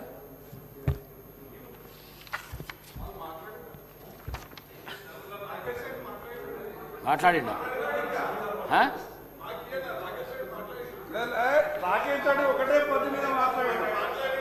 మాట్లాడండి ప్లీజ్ ప్లీజ్ ప్లీజ్. వాళ్ళు లేకుంటేనే ఇవ్వాలి. వెంకటరమణారెడ్డి గారు సభకు నమస్కారం. 5 నిమిషాలు. ఎంత అండి? 5 minutes. 5 నిమిషాలు అంటే బ్యాగ్ చదువుకొని ఇంటికి పోయింది. ఏమిటికి మాట్లాడు? ఇప్పుడు 15 నిమిషాలు తను మాట్లాడండి, 40 minutes తను మాట్లాడండి. నేను టైం మీకన్నా ముందే నేనే చూసుకుంటున్నా. పార్టీకి వెళ్ళి ఒకరే మాట్లాడిండ్రు మీరిద్దరు. రాకేష్ రెడ్డి గారు 15 నిమిషాలే మాట్లాడారు. ఇంకొక 25 నిమిషాలు అయితే ఉంటుంది. మరి సభకు నమస్కారం. ఎక్కడైతే ఇప్పుడు కిషన్ రెడ్డి గారు మాట ఇచ్చిండ్రో ఆ మాట మీద మేము నిలబడ్డాం. కిషన్ రెడ్డి గారు కూడా మాట మీద నిలబడ్డారు. ఇప్పుడు సభ్యుడు లేవనెత్తాను కాబట్టి చెప్తున్నాను. నేను ఆయన తీసిండు కాబట్టి చెప్తాను. లేరు వారు కాదు, రామ్మోహన్ రెడ్డి గారు తీశారు కాబట్టి నేను మళ్ళీ చెప్తున్నాను. ముఖ్యమంత్రి గారు తీసిరని కాదు, రామ్మోహన్ రెడ్డి గారు తీశారు కాబట్టి చెప్తున్నాం. ఏదైనా కేంద్ర ప్రభుత్వంకి ఏదైతే కిషన్ రెడ్డి గారు మాట్లాడారో ఆ మాట మీద కిషన్ రెడ్డి గారు ఉన్నారు, దాని ప్రకారంగా బీజేపీ శాసనసభ్యులు ఉన్నారు. ఇది మీరు గుర్తుంచుకోవాలి. ఇకపోతే సబ్జెక్టుకి వస్తే ఎడ్యుకేషన్ డిపార్ట్మెంట్ గురించి మాట్లాడేప్పుడు 65% ప్రైవేట్ స్కూల్స్లో ఉండి 35% మన గవర్నమెంట్ స్కూల్స్లో ఉన్నారు. యూడిఐస్ ప్రకారంగా వారు గవర్నమెంట్ ఇచ్చినటువంటి రిపోర్టు ప్రకారంగానే నేను మాట్లాడుతున్నాను. కారణాలు ఏంటి అనేది ఆలోచించాల్సిన అవసరం ఉంది. అది అందరూ కూడా చూడాలి. డైరెక్టర్ ఆఫ్ స్కూల్ ఎడ్యుకేషన్ అలాగే ఎడ్యుకేషన్ సెక్రటరీ గారు వీరు బాగా పనిచేస్తున్నారు. వీరు కొంచెం ఫ్రీ హ్యాండ్ ఇచ్చేసే గవర్నమెంట్ స్కూల్స్ స్ట్రెంత్ పెరిగే అవకాశం ఉంటుంది. ఇన్ఫ్రాస్ట్రక్చర్ సమస్య ఉంది, కొత్త రూములు లేవు. మన బడి కింద ఇచ్చినటువంటి ఆ కొత్త రూములు కట్టినవి కూడా సగం సగం ఆగిపోయినాయి, వాటి బిల్లులు లేవు. అలాగే కాంపౌండ్ వాల్ లేవు, అలాగే గ్రౌండ్ ఉన్నా కానీ మెయింటెనెన్స్ లేదు. స్కూల్లో ఫర్నిచర్ లేదు, ఫ్యాన్లు లేవు, ట్యూబులు లేవు, బాత్రూములు లేవు, మినరల్ వాటర్ ప్లాంట్ లేదు, వాష్రూమ్స్ లేవు. ఇవన్నీ కూడా సమస్యలే. టీచర్లు కనీసం కూర్చుండి చెప్పుదాము, టేబుల్ మీద పెట్టి రాద్దామంటే కూడా ఇన్ఫ్రాస్ట్రక్చర్ లేదు. ఇది నిజం. ఎందుకంటే కామారెడ్డి నియోజకవర్గంలో ఉన్న అన్ని స్కూళ్లను pre primary, upper primary, high school ప్రతి స్కూల్ని నేను విజిట్ చేశాను కాబట్టి చెప్తున్నాను. ఇలాంటి పరిస్థితుల్లో స్కూళ్ళల్లో స్ట్రెంత్ ఎలా పెరుగుతుందనేది ముఖ్యమైన విషయం. ప్రొద్దున టిఫిన్ పెట్టినా, మధ్యాహ్నం మిడ్ డే మీల్స్ పెట్టినా, సాయంత్రం వెళ్ళేటప్పుడు స్నాక్స్ కట్టించినా స్ట్రెంత్ వచ్చే అవకాశం లేదు. ఎందుకు అనంటే ఏ తల్లిదండ్రులైనా తన పిల్లలు టేబుల్ల మీద కూర్చోవాలి, డ్యూయల్ డెస్క్ మీద రాసుకోవాలి, మంచి బోర్డుల మీద చదువుకోవాలి అంటారు. కానీ టీచర్స్ ఉన్నటువంటి స్కూళ్ళలో కూడా స్ట్రెంత్ లేని పరిస్థితి ఉన్నది. టీచర్లకు కనీసము బాత్రూములు కూడా లేని పరిస్థితుల్లో ఒకరు కావాలంటే ఇంకొకరు పోయే పరిస్థితికి వచ్చింది. ఇది గవర్నమెంట్ స్కూళ్ళ పరిస్థితి. గత ప్రభుత్వమా మన ప్రభుత్వమా అనేది పక్కన పెడితే ఇన్ఫ్రాస్ట్రక్చర్ డెవలప్మెంట్ చేసిన రోజు ఎట్టి పరిస్థితులలో స్ట్రెంత్ వస్తుంది. గ్రామాలలో ఉన్నటువంటి పిల్లలను తల్లి ఇంటి దగ్గర నుంచి స్కూళ్ళకి వెళ్తే బాగుంటుందని అనుకుంటుంది, కానీ పూర్తిగా రెసిడెన్షియల్లోనే ఉండాలి, ఇంటిగ్రేటెడ్ స్కూల్లోనే ఉండాలని కోరుకునే పరిస్థితి కన్నా తన పిల్లలు తన దగ్గర ఉంటే బాగుంటుందనే ఆలోచిస్తారు. ఖాళీ మిడ్ డే మీల్స్ కోసమే స్కూళ్ళకి పోయే పరిస్థితి లేదు. ఇవాళ లేబర్ పని చేసేవాళ్ళు, వ్యవసాయం పని చేసేవాళ్ళు, వ్యవసాయ కూలీలు కూడా మండల హెడ్ క్వార్టర్లో బస్సులో పంపించేసి ప్రైవేట్ స్కూల్లో చదివిస్తున్నారు. ఇది మనం గమనించాల. ఎందుకు ఇవన్నీ లేవు అంటే మనం ఇచ్చేది 6%, 7%, 8% ప్రతి సంవత్సరం ఇస్తున్నాం తప్ప ఏమాత్రం కూడా అది ఉపయోగం లేని పరిస్థితి. మిగతా రాష్ట్రాలతో పోల్చుకుంటే బీహార్ కానీ, ఒరిస్సా కానీ, అలాగే ఉత్తరప్రదేశ్ కానీ, లేకపోతే పక్కనున్న బెంగాల్ కానీ, ఇంకో ఆంధ్ర కానీ, ఏదైనా సరే వారందరూ కూడా మనకన్నా ఎక్కువనే బడ్జెట్లో అలొకేషన్ చేస్తున్నారు. బీహార్ లాంటి అంత పెద్ద దాంట్లో కూడా 15% ఇస్తున్నటువంటి సందర్భము మనం ఒకసారి గమనించాల. ఇవాళ ఎంతగానం వారు బడ్జెట్లో అలొకేషన్ చేస్తున్నారు, ఎంత ఎక్స్పెండిచర్ చేస్తున్నారు అనేది ఇంపార్టెంట్. ఇవాళ మనం ఇన్ఫ్రాస్ట్రక్చర్ చేసి ప్రతి ఫర్నిచర్ పిల్లలకు అవైలబిలిటీ ఇస్తే 1,50,000 2 లక్షల జీతాలు తీసుకునే టీచర్లు, బీఎడ్ చదివిన వాళ్ళు, ఇంగ్లీష్ మీడియంలో ట్రైనింగ్ పొందిన వాళ్ళు, కంప్యూటర్ వచ్చిన వాళ్ళు, పీఈటీలు, ఇంతమంది టీచర్లు మనకు ఉన్నా మనకు టీచర్ల కన్నా పిల్లలు అక్కడ వెళ్ళడం లేదు అని అంటే టీచర్ల ప్రాబ్లం కాదు, అది ఇన్ఫ్రాస్ట్రక్చర్ ప్రాబ్లము. అంటే అది మన ప్రాబ్లము. ఈ చట్టసభలో ఉన్న శాసనసభ్యుల సమస్య, ఇది మనం తీర్చాల్సిన అవసరం ఉన్నది. ఇది మనము ఆలోచించుకోవాలి. స్కూల్లో టచ్ స్క్రీన్ ఇచ్చారు, కానీ అక్కడ పోతే కిటికీలు ఉండవు, అక్కడ పోతే ఫ్లోరింగ్ బాగుండదు, కనీసం పెచ్చులుడిపోతూ ఉంటాయి, పలిగిపోతాయి. వరండాల్లో కనీసం కూర్చుందామంటే బండలు మొత్తము లోతుకు పోయి ఉంటుంది, దిగిపోయి ఉంటుంది. అసలు స్కూల్ వాతావరణం చూస్తే కలర్లు లేక ఎన్నో రోజులైనాయి అని ఆ కలర్లు కూడా వేయించుకునే పరిస్థితి లేదు. అక్కడే విలేజ్ డెవలప్మెంట్ కమిటీ వాళ్ళు ఏదో దయార్థ హృదయంలో ఆ ఊర్లో ఎంతో చదువుకొని పోయిన వాళ్ళు, ఎవరైనా డబ్బులున్న వాళ్ళు ఉంటే ఎంతో కొంత సాయం చేస్తే ఇంత కలర్ వేసుకుంటున్నారు. అది 26 జనవరికో లేకుంటే 15 ఆగస్టుకో. ఇది మన చదువు. ఇది ప్రైవేట్ స్కూళ్ళల్లో ఇవాళ కనీసము 20,000 కోట్ల రూపాయల ఫీజులు కట్టుకుంటూ పిల్లల్ని చదివించుకునే తల్లిదండ్రులు ఉన్నారు. ఎల్కేజీ యూకేజీకి 2 లక్షలు తీసుకుంటున్నారు. కానీ కొన్ని స్కూళ్ళ 15 లక్షలు కూడా తీసుకుంటున్నటువంటి పరిస్థితి ఉంది. ఉన్నోడు పిల్లల్ని చదివించుకుంటుండొచ్చు. ఫీ రెగ్యులరేషన్ కమిటీ స్కూళ్ళకు లేదు. ఎవరు ఇష్టం ఉన్నట్టు వాళ్ళు విచ్చలవిడిగా ఫీజులు పెంచుతున్నారు. ఎందుకు ఫీజులు పెంచుతున్నారో ఎవరికి అర్థం కాదు. దాని మీద ఇన్స్పెక్షన్ ఉండదు. అందులో ఉన్న పర్సెంటేజ్ ప్రకారంగా సొసైటీలో కంట్రోల్లో పనిచేసే స్కూళ్ళలో కనీసము ఏ హెడ్కి ఎంత ఖర్చు పెట్టాలి, టీచర్లకు ఎంత పర్సెంటేజ్ జీతాలు ఇవ్వాలి, మెయింటెనెన్స్కి ఎంత ఉండాలి, ఇది కూడా చూసే వాళ్ళు లేరు. ఇలాంటి పరిస్థితిలో మనము ప్రైవేట్ స్కూళ్ళు ఎదుగుతూ పోతుంటే గవర్నమెంట్ స్కూళ్ళు దిగుతూ పోతున్నాయి. గవర్నమెంట్ స్కూళ్ళు డీఫంట్లోకి వస్తున్నాయి. రేషనైజేషన్ చేసి పిల్లలు ఉన్న దగ్గర టీచర్లు ఉండరు, టీచర్లు ఉన్న దగ్గర పిల్లలు ఉండరు. ఇవన్నీ సమస్యలే. మిడ్ డే మీల్స్ కానీ పోతే కారం నీళ్లు, అక్కడ పోతే సన్న బియ్యం ఇచ్చినా కానీ అన్నం పెట్టే వాళ్ళ దగ్గర నిజాయితీ లేదు. మహిళా సమాఖ్యలకు ఇచ్చిన దగ్గర, గుడ్లు పెట్టాల్సిన దగ్గర డబ్బులు లేవని చెప్పి అరటి పనులు ఇచ్చిన సందర్భం నేను కల్లారా చూసి ఇన్స్పెక్షన్ చేసినాం. కావాలంటే కామారెడ్డి జిల్లా డిఓ గారిని అడగండి, అక్కడ ఉన్న టీచర్లను అడగండి. నేను ఇది ఆరోపణలు చేయట్లేదు. హెల్త్, ఎడ్యుకేషను ఈ రెండు ఒక ఇల్లు ఉంటే మామూలు వ్యక్తి బతకగలుగుతాడు. కానీ బిలో పావర్టీ లైన్ని ఇంకా లోపలికి పోయే పరిస్థితికి తీసుకొస్తున్నాం తప్ప ఎబో పావర్టీ లైన్కు మనం చేయట్లేదు అనేది నా అభిప్రాయము. అధ్యక్ష, అందుకే ప్రభుత్వంలో నేను కూడా ఒక భాగస్వామ్యునే కాబట్టి ఇలాంటి మార్పులు వస్తే తప్ప స్కూళ్ళలో పిల్లలు పెరగరు. ఇవాళ నేను కూడా ప్రయత్నం చేస్తున్నామండి. ఎట్టి పరిస్థితులలో స్కూళ్ళలో తిరుగుతూ ప్రైవేట్ సెక్టార్ కన్నా 1% అన్నా కామారెడ్డి నియోజకవర్గంలో 1% అన్నా గవర్నమెంట్ స్కూల్లో అధికంగా ఉండాలనే ప్రయత్నంలో స్కూళ్ళల్లో తిరుగుతూ ఉన్నాం.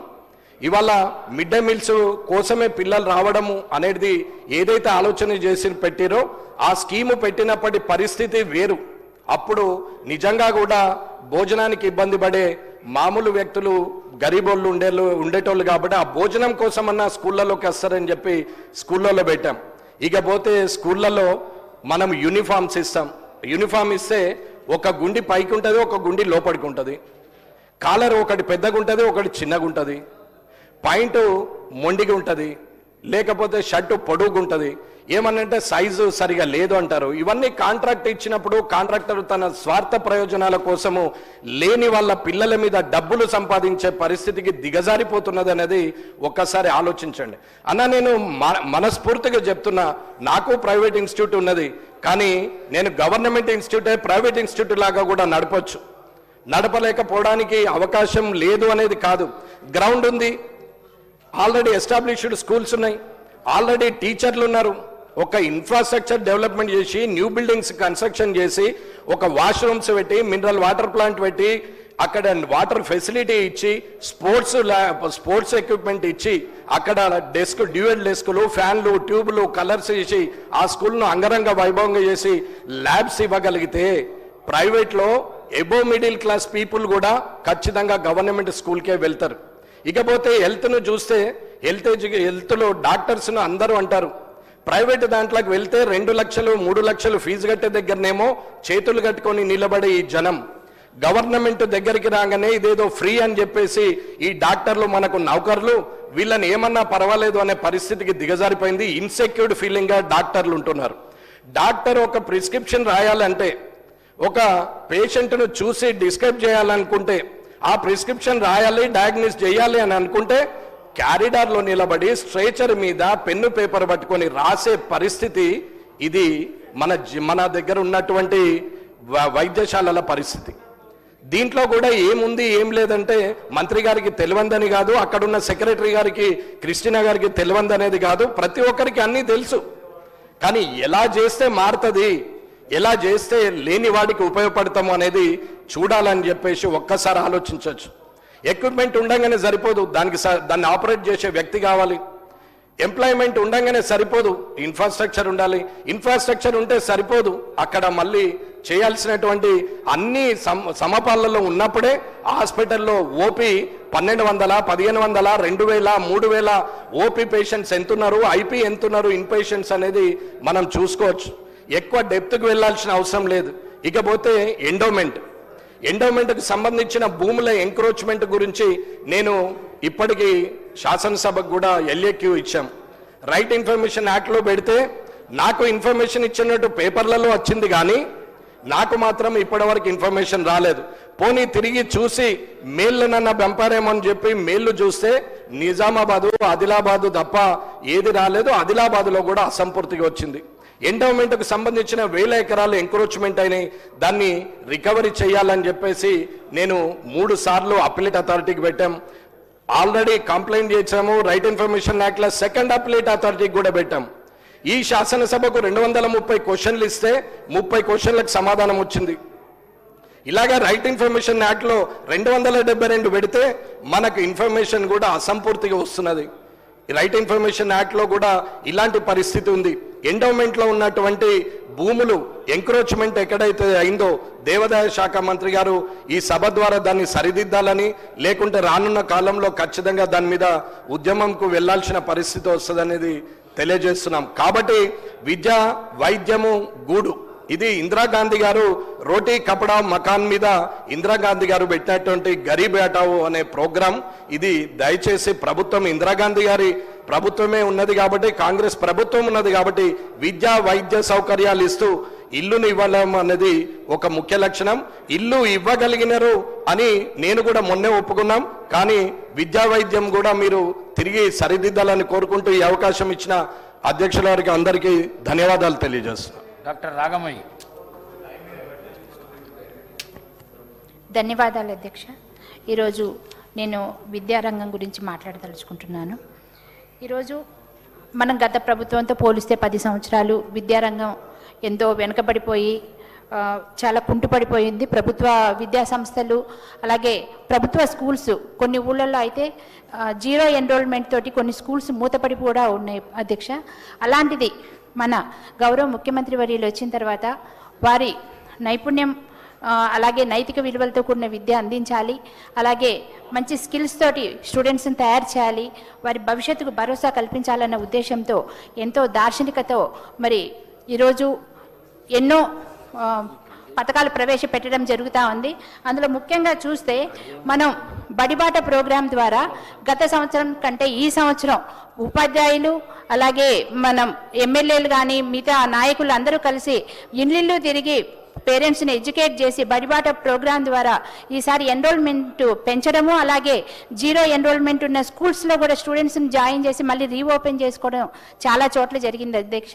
అంతేకాకుండా స్కూల్స్ ఓపెన్ అయిన ఫస్ట్ రోజే, గతంలో ఎక్కడా లేదు, దేశంలో ఎక్కడా లేని విధంగా ఫస్ట్ రోజే యూనిఫామ్స్ ఇవ్వడం కానీ, స్కూల్ స్టూడెంట్స్కి నోట్బుక్స్ తర్వాత టెక్స్ట్ బుక్స్ అందించడం కానీ, అలాగే అవి యూనిఫామ్స్ కుట్టేది కూడా మహిళా సంఘాలకు ఇవ్వడం, ఇలా ప్రతి ఒక్కటి కూడా ఎంతో సాహసంతో కూడిన నిర్ణయాలు తీసుకుంటున్నారు.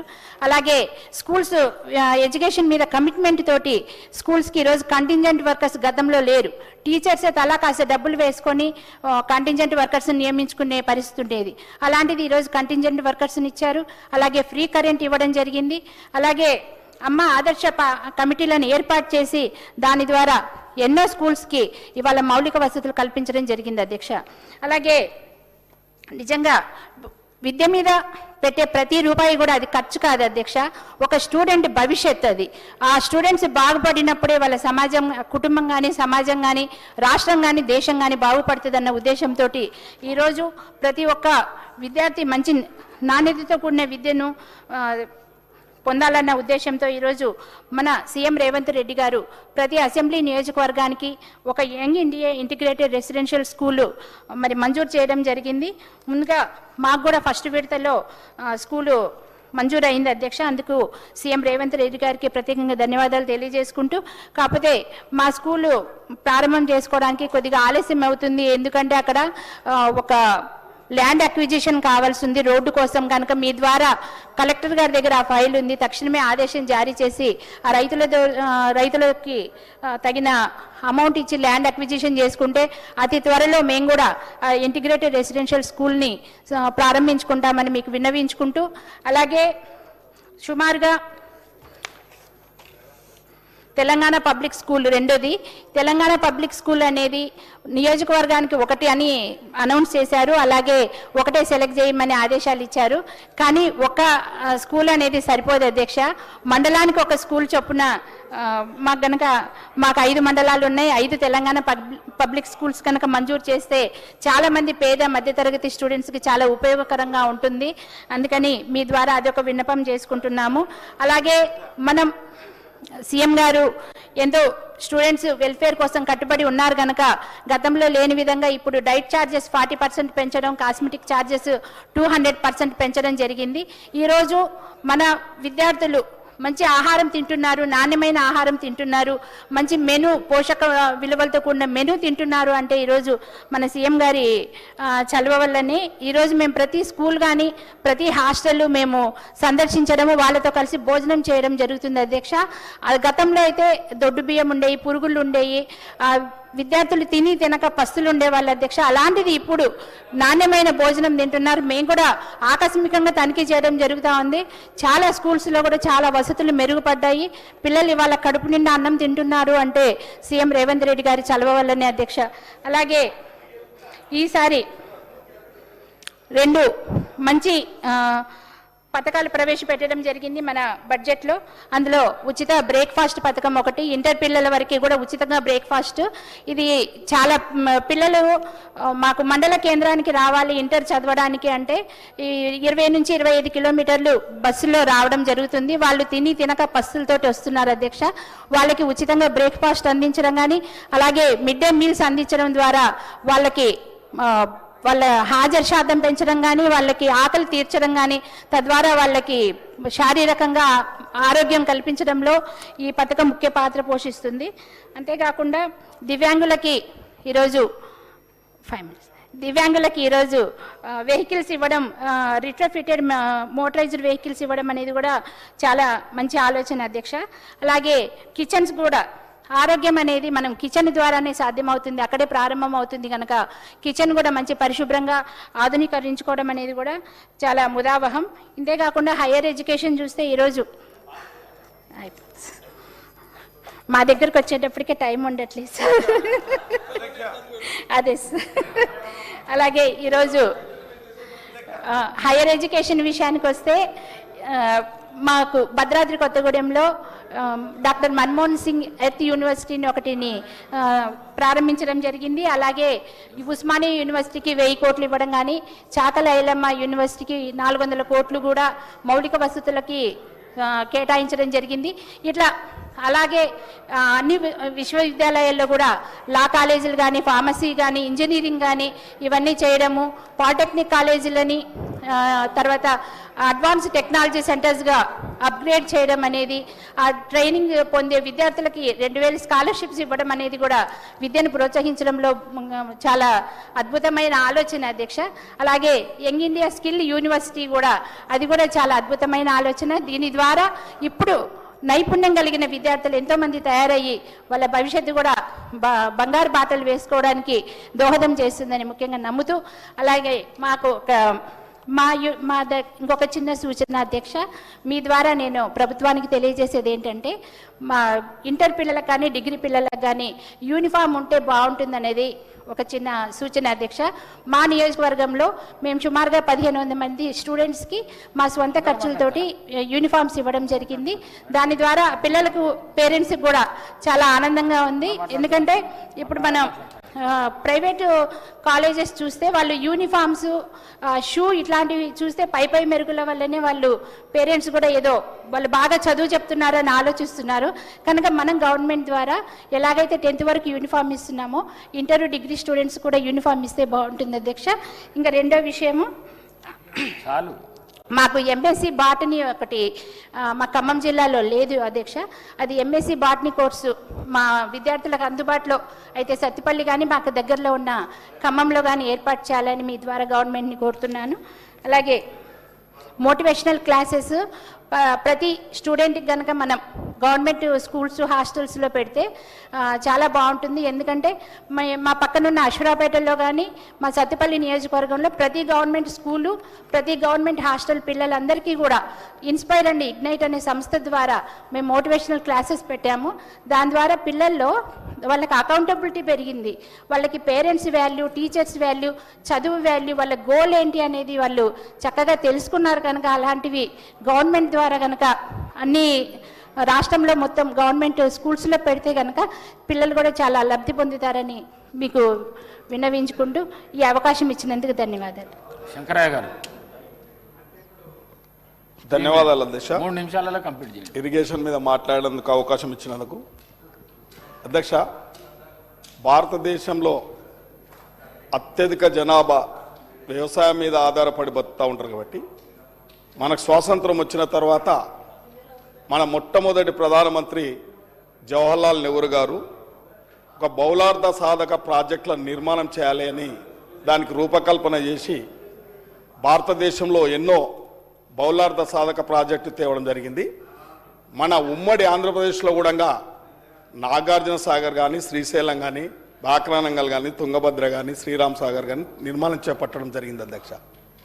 ఆ నిర్మాణం చాలా నిపుణులతోని, సాంకేతిక నిపుణులతోని కట్టబడిన ప్రాజెక్టులు ఇప్పటి వరకు చెక్కు చెదరలేదు అధ్యక్ష.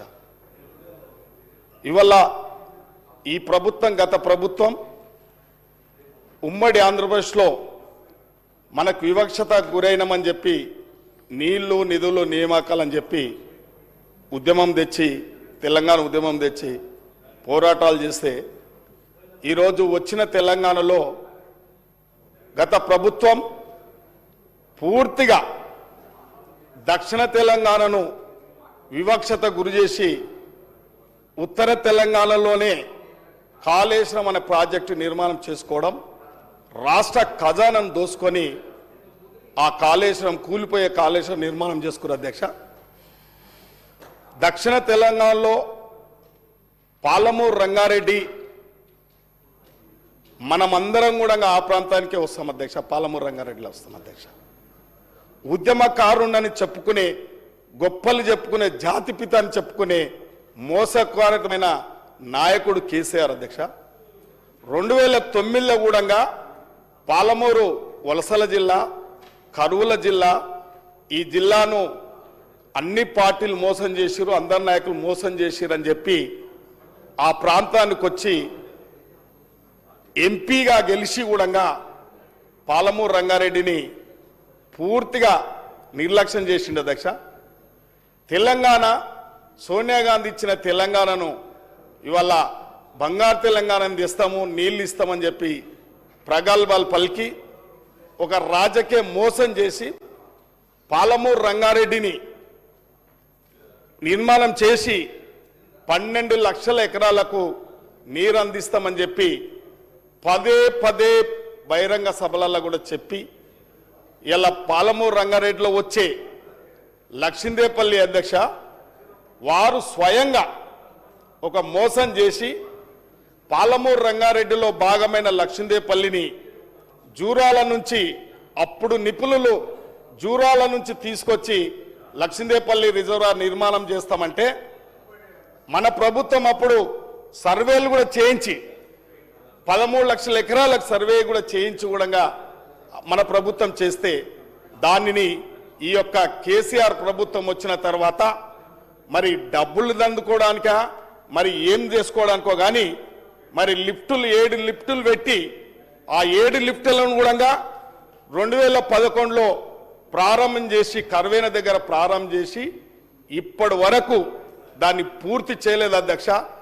35,000 కోట్లప్పుడు డిపిఆర్ ఏర్పాటు చేసి ఇలా అరకొర నిధులు కేటాయించి వాళ్ళ కాంట్రాక్టర్ దోషపెట్టిరు కొంత కానీ అవి పూర్తి కాకుండానే రైతులను మోసం చేసి 2023లో పాలమూరు రంగారెడ్డి పూర్తి చేసామని రైతులను మోసం చేసి ఆ రోజు జాతిపితనని చెప్పుకుని కేసీఆర్ పసి మోసం చేసి ఒక జనరేటర్ తీసుకొచ్చి అధ్యక్ష అక్కడ కలశాలు నింపి ఇది ఒక పవిత్రమైంది పాలమూరు రంగారెడ్డి నీళ్లు వస్తున్నాయని ఒక నమ్మించి పచ్చి మోసం చేసిన ప్రభుత్వం ఏదైనా ఉందంటే పార్టీ ఏదైనా ఉందంటే అది బీఆర్ఎస్ పార్టీ కేసీఆర్ అధ్యక్ష.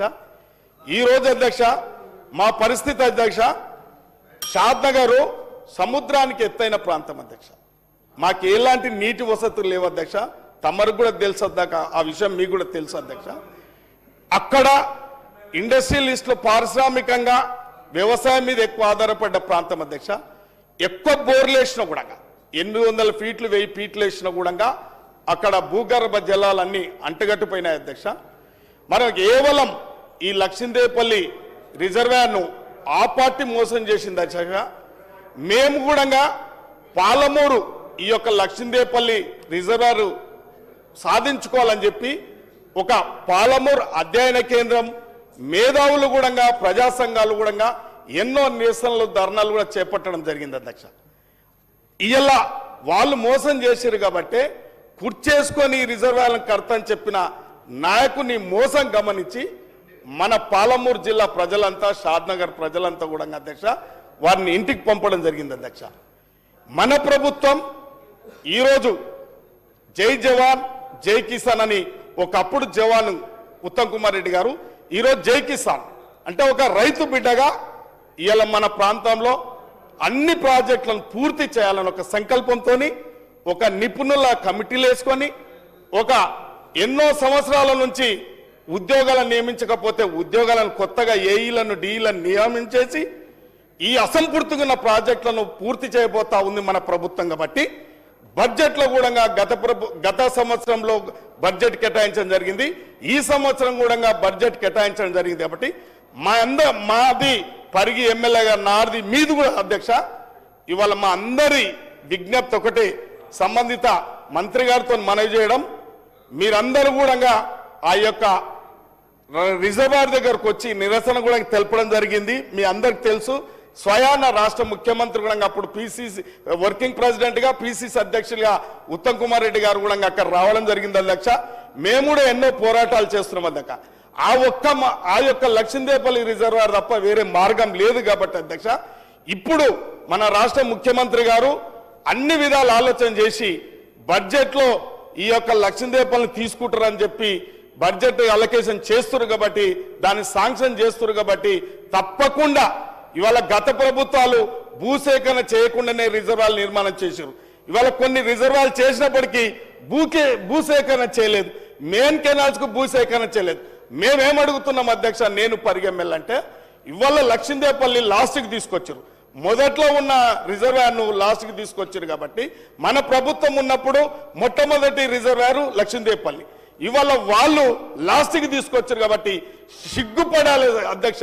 ఇలా గొప్పలు చెప్పుకోనికి వస్తారు ఈ సభలకు. కాబట్టి మోసం చేసిన పార్టీ ఆ పార్టీ. కాబట్టి మనం కూడా రైతులు మనల్ని కూడా ఆలోచన చేస్తున్నారు అధ్యక్ష. ఈ ప్రభుత్వం మాట మీద ఉన్న ప్రభుత్వం, ఇది ప్రజాపాలన ప్రభుత్వం. ఈ మాట మీద ఒక రైతు బిడ్డగా ముఖ్యమంత్రి, ఒక రైతు బిడ్డగా ఇరిగేషన్ శాఖ మంత్రులు ఉన్నారు. కాబట్టి మంజూరు చేస్తున్నారు. తప్పకుండా ఈ రిజర్వాయర్ను తప్పకుండా పూర్తి చేస్తారని చెప్పి భూసేకరణ ముందుగా ఆ యొక్క భూసేకరణకు బడ్జెట్ కేటాయించాలని చెప్పి మేము పదే పదే కోరుతున్నాం. కాబట్టి మనలో కూడా నమ్మరు అధ్యక్ష. ఏమన్నా నిర్లక్ష్యం చేస్తే మనం తప్పకుండా అది పూర్తి చేయడానికి మనమందరం కట్టుబడి ఉండాలి అధ్యక్ష. ఈ ఒక్కటే అధ్యక్ష నా నియోజకవర్గంలో ఉన్న మొట్టమొదటి సమస్య పరీకైనా మాకైనా ఈ నీటి వసతి కల్పించాల్సిన బాధ్యత ఉంది. కాబట్టి ఇవాళ నీటి గురించే కొట్లాటలు వచ్చినాయి అధ్యక్ష. భవిష్యత్తులో కూడా నీటిల మీద ఉద్యాలు వస్తాయి అధ్యక్ష. ఎక్కడైతే నీరు ఇవ్వకపోతే వివక్షత గురైనమో ఈ ప్రజాస్వామ్యంలో ఎన్నో పోరాటాలు వస్తాయి అధ్యక్ష. ఇవాళ ఈ ప్రాంతాన్ని మా ప్రాంతాన్ని వివక్షత గురి చేయకుండా లక్ష్మీదేపల్లి ప్రాజెక్టు తప్పకుండా మీరు పూర్తి చేయాలని చెప్పి సాక్షాత్ మంత్రి గారికి మనవి చేస్తా ఉన్నాం. అదేవిధంగా ఇలా అధ్యక్ష మన ప్రభుత్వం పారదర్శకంగా పోతుంది అధ్యక్ష. వాళ్ళ అప్పుల కుప్ప చేసి ఈ రాష్ట్రాన్ని విధ్వంసం చేసి సత్యహరిచంద్రులమని చెప్పుకుంటుంటారు అధ్యక్ష.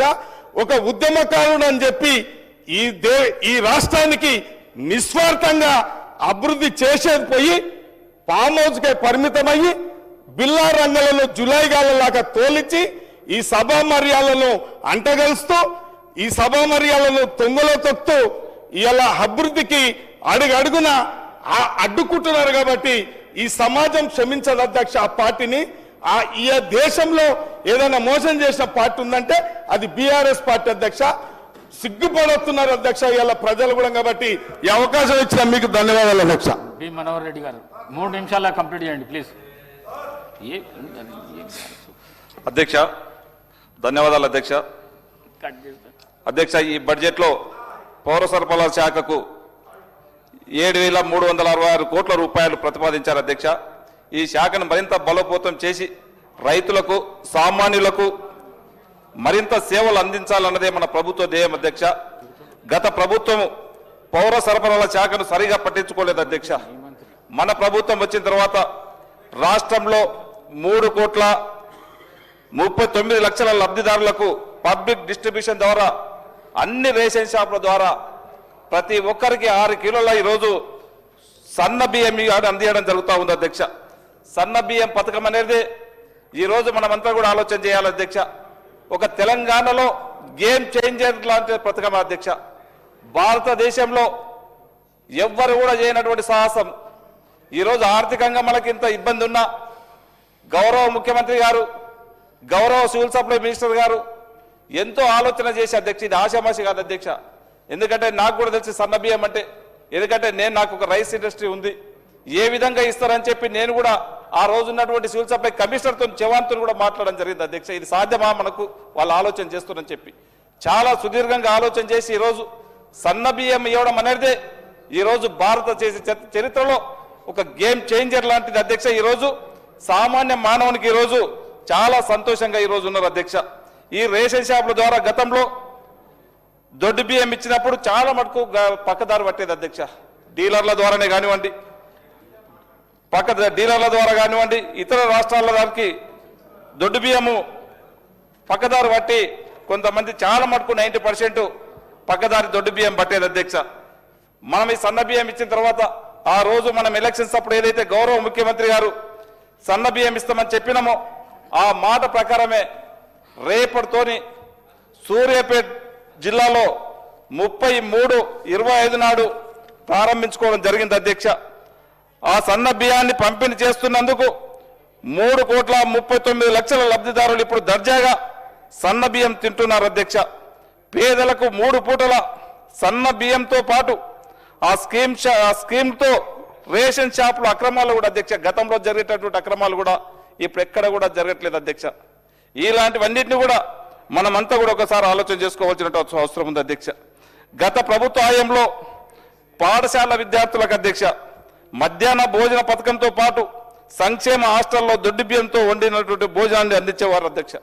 ఆ రోజు ఇప్పుడు మాజీ ముఖ్యమంత్రి గారు కేసీఆర్ గారు ఒక మాట అన్నారు అధ్యక్ష. ఆ రోజు నా మనమడు ఇంట్లో ఏ బియ్యంతో భోజనం చేస్తున్నాడో వాటినే విద్యార్థులకు పెడతానని గతంలో కేసీఆర్ అన్నారు అధ్యక్ష.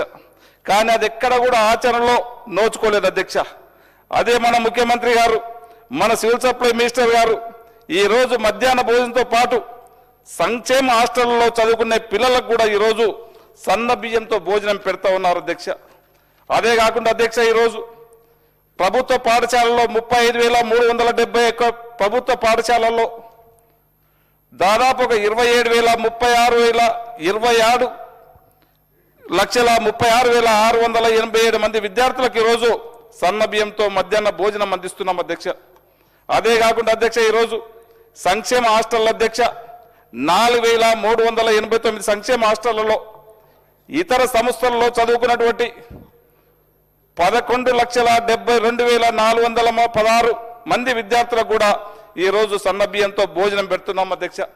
వీటితో పాటు అధ్యక్ష అంగన్వాడీ కేంద్రాల్లో కూడా అధ్యక్ష 35,700 అంగన్వాడీ కేంద్రాల్లో దాదాపు 11 లక్షల మంది చిన్నారులకు కూడా ఈరోజు భోజనం సన్న బియ్యంతో భోజనం పెడతా ఉన్నామంటే ఈరోజు ఎంత చిత్తశుద్ధితోనే మన ప్రభుత్వము ప్రజా ప్రభుత్వము పిల్లలపైన కానీ బీద వర్గాలపైన కానీ ఏ విధంగా ఆలోచన చేస్తుందో ఒక్కసారి మనమంతా కూడా ఆలోచన చేసుకోవాల్సిన అవసరం ఉంది అధ్యక్ష. దాంతోపాటు అధ్యక్ష ఈరోజు గర్భిణీ స్త్రీలకు కానీ 6 సంవత్సరాల లోపల ఉన్నటువంటి పిల్లకందరూ కూడా ఈరోజు సన్న బియ్యం ఇవ్వడం జరుగుతూ ఉన్నది అధ్యక్ష. ఈరోజు అదే కాకుండా అధ్యక్ష బియ్యమే కాకుండా హైదరాబాద్ కార్పొరేషన్లో దాంట్లో కాకుండా మున్సిపాలిటీలో కానివ్వండి ప్రతి రేషన్ షాపుల ద్వారా ఈరోజు గోధుమలతో పాటు చక్కెర కూడా రేషన్ కార్డు ఉన్నటువంటి వారికి ప్రతి ఒక్కరు కూడా ఇవ్వడం జరుగుతూ ఉన్నది అధ్యక్ష. ఈ రోజు గత ప్రభుత్వం రేషన్ కార్డులు ఇవ్వకపోవడంతో అధ్యక్ష ఎంతో మంది పేదలు సంక్షేమ పథకాలకు అర్హులు కాకుండా అయిన అధ్యక్ష. మన ప్రభుత్వం వచ్చిన తర్వాత ఆ రోజు చెప్పి ఉన్నాం అధ్యక్ష, మీరు కాంగ్రెస్ పార్టీకి అధికారం ఇవ్వండి, ఖచ్చితంగా గతంలో లాగా ఆ రోజుల్లో ప్రతి ఒక్కరూ జిరాక్సులు కొట్టి మీ సేవల చుట్టుముట్టు మా సేవల చుట్టుముట్టు మాకు రేషన్ కార్డులు కావాలని చెప్పి ఎంతో ఇబ్బంది పడితే కూడా ఒక రేషన్ కార్డు ఇచ్చినటువంటి పాపన పోలేదు అధ్యక్ష. మన ప్రభుత్వ ప్రజాపాలన వచ్చిన తర్వాత వాళ్ళకి ఎక్కడ కూడా ఒక దళారీ వ్యవస్థ లేకుండా కూడా గౌరవ సివిల్ సప్లై మినిస్టర్ గారు గౌరవ ముఖ్యమంత్రి గారు ఆలోచన చేసి వారి ఇంటికే నేరుగా ఒక అప్లికేషన్ ఫామ్ పెడితే ప్రతి ఒక్కరికి దాదాపు 15 లక్షల రేషన్ కార్డులు అధ్యక్ష. ఆ రేషన్ కార్డులే కాకుండా అధ్యక్ష వారి కొడుకు పెళ్ళైనా ఆ రోజు మా కోడల పేరు రాయండి రేషన్ కార్డులో, మా బిడ్డ పెద్దగా అయింది కాలేజీలో ఈరోజు అడ్మిషన్స్ కావాలా అని చెప్తే కూడా ఎక్కడ కూడా రేషన్ కార్డులో కూడా యాడ్ చేసినటువంటి పాపన పోలే అధ్యక్ష. మన గవర్నమెంట్ వచ్చిన తర్వాత దాదాపు ఈరోజు 19 లక్షల మందిని ఈరోజు యాడింగ్ కూడా చేసుకోవడం జరిగింది అధ్యక్ష. ఇది ఒక ప్రజా ప్రభుత్వానికి మనకు వాళ్ళకు ఉన్నటువంటి తేడా అధ్యక్ష. రేషన్ కార్డు జారీ అనేది అధ్యక్ష రేషన్ కార్డు అనేది ఈరోజు ఒక్క రోజుతో ఆగిపోయేది కాదు అధ్యక్ష. ఈరోజు ఇది నిరంతర ప్రక్రియ. ఎవరికైతే ఏ రోజైతే అవసరం ఉంటుందో ఖచ్చితంగా లేని వారికి ఎంబడే ఇవ్వడం కూడా జరుగుతుందనే విషయాన్ని మీ ద్వారా గౌరవ సభ్యులకు తెలియజేస్తా ఉన్నాం అధ్యక్ష.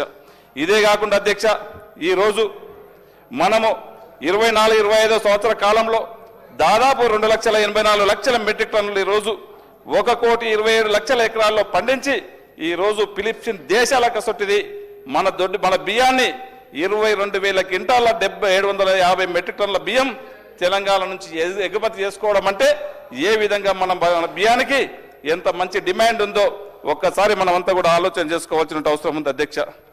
అదే కాకుండా అధ్యక్ష ఈరోజు గత ఖరీఫ్ కానీ 2 సీజన్లో అధ్యక్ష ఈరోజు భారీగా ఉత్పత్తి. ఈరోజు గతంలో తెలంగాణలో వడ్లు ఏ ఒక పూటకో మనకే సరిపోకుండే మనం బయటికి వెళ్ళి తెచ్చుకునే పరిస్థితి ఉంది.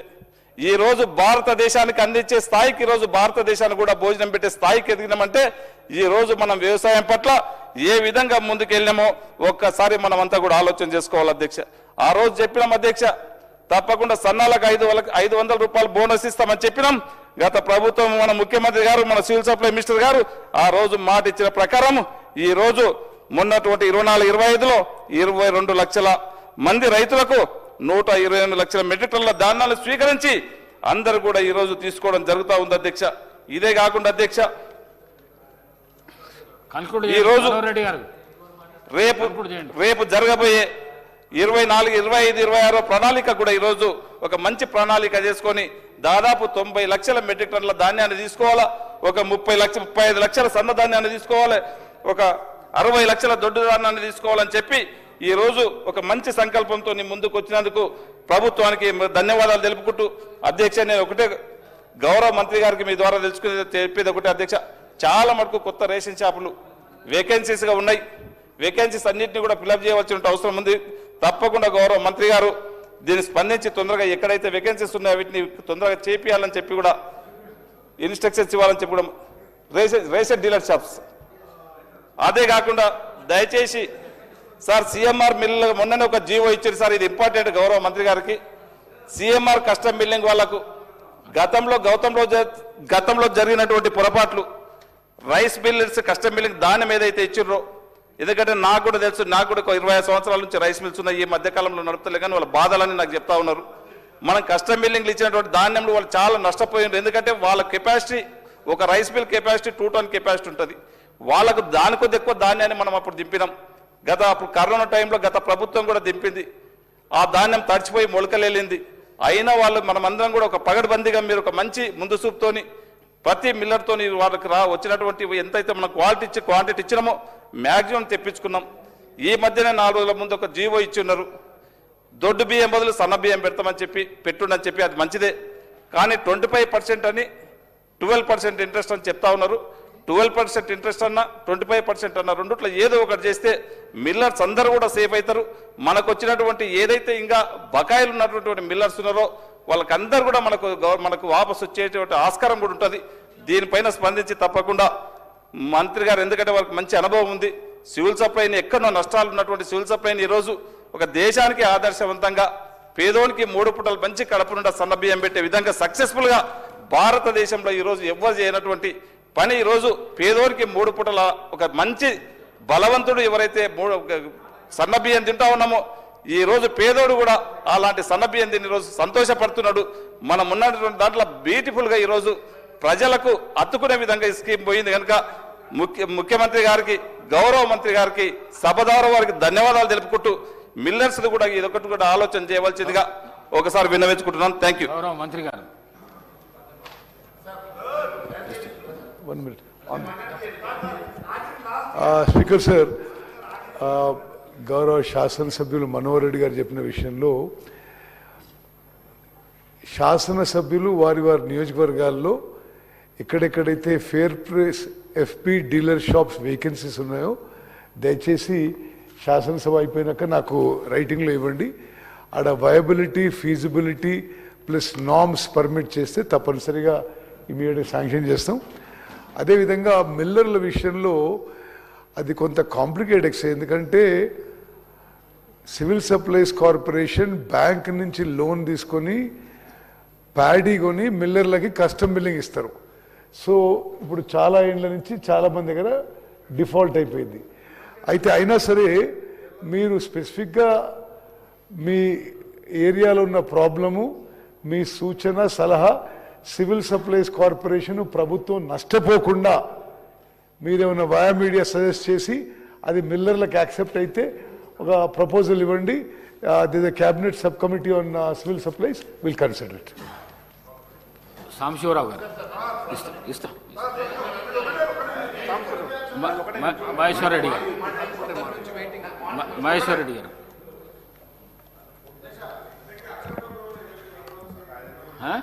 అధ్యక్ష, థ్యాంక్ యూ అధ్యక్ష. నేను ఒకే ఒక ఇష్యూ మీద నేను 2 minutes మాట్లాడి బయలుదేరుతాను అధ్యక్ష. ఇష్యూ ఏం లేదు.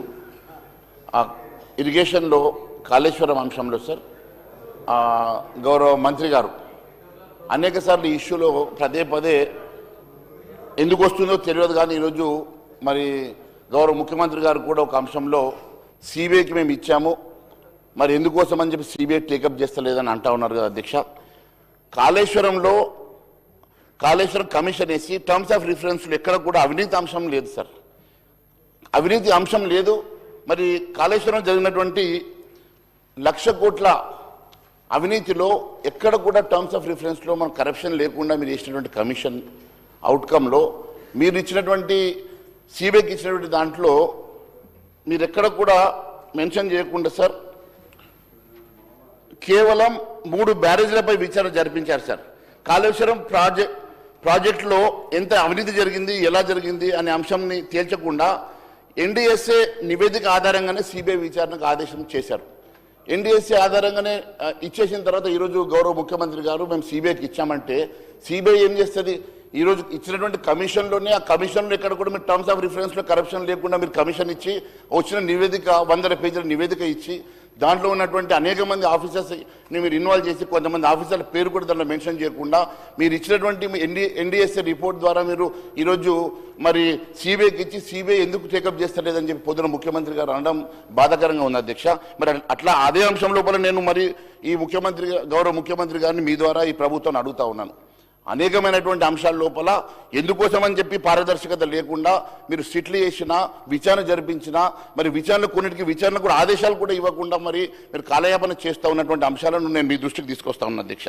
ఎందుకంటే ఇప్పుడే అనేక సార్లు సార్ 2025 ఆగస్టు 7న ఢిల్లీలో తన అధికార నివాసంలో ముఖ్యమంత్రి రేవంత్ రెడ్డి గారు ఇష్టాగోష్ఠి మాట్లాడుతూ మాజీ ముఖ్యమంత్రి కేసీఆర్ని కొత్తగా జైల్లో పెట్టాల్సిన అవసరం లేదు, వారు ఆల్రెడీ జైల్లో ఇప్పుడు ఎల్లబెల్లి ఫామ్ హౌస్ జైల్లో ఉన్నాడని చెప్పి మరి మాట్లాడుతున్నటువంటి ముఖ్యమంత్రి గారు మరి ఏ రకంగా మరి ఈ కేసీఆర్ గారి మీద కానీ వారి కుటుంబ సభ్యుల మీద కానీ వారి మిత్రుల మీద ఎవరి మీద కూడా కేసులు పెట్టాలన్న ఉద్దేశం మరి లేదా, విచారణ జరిపించాలన్న ఉద్దేశం లేదా అనేది మాత్రం మనకు అనుమానాలు వస్తూ ఉన్నాయి అధ్యక్ష.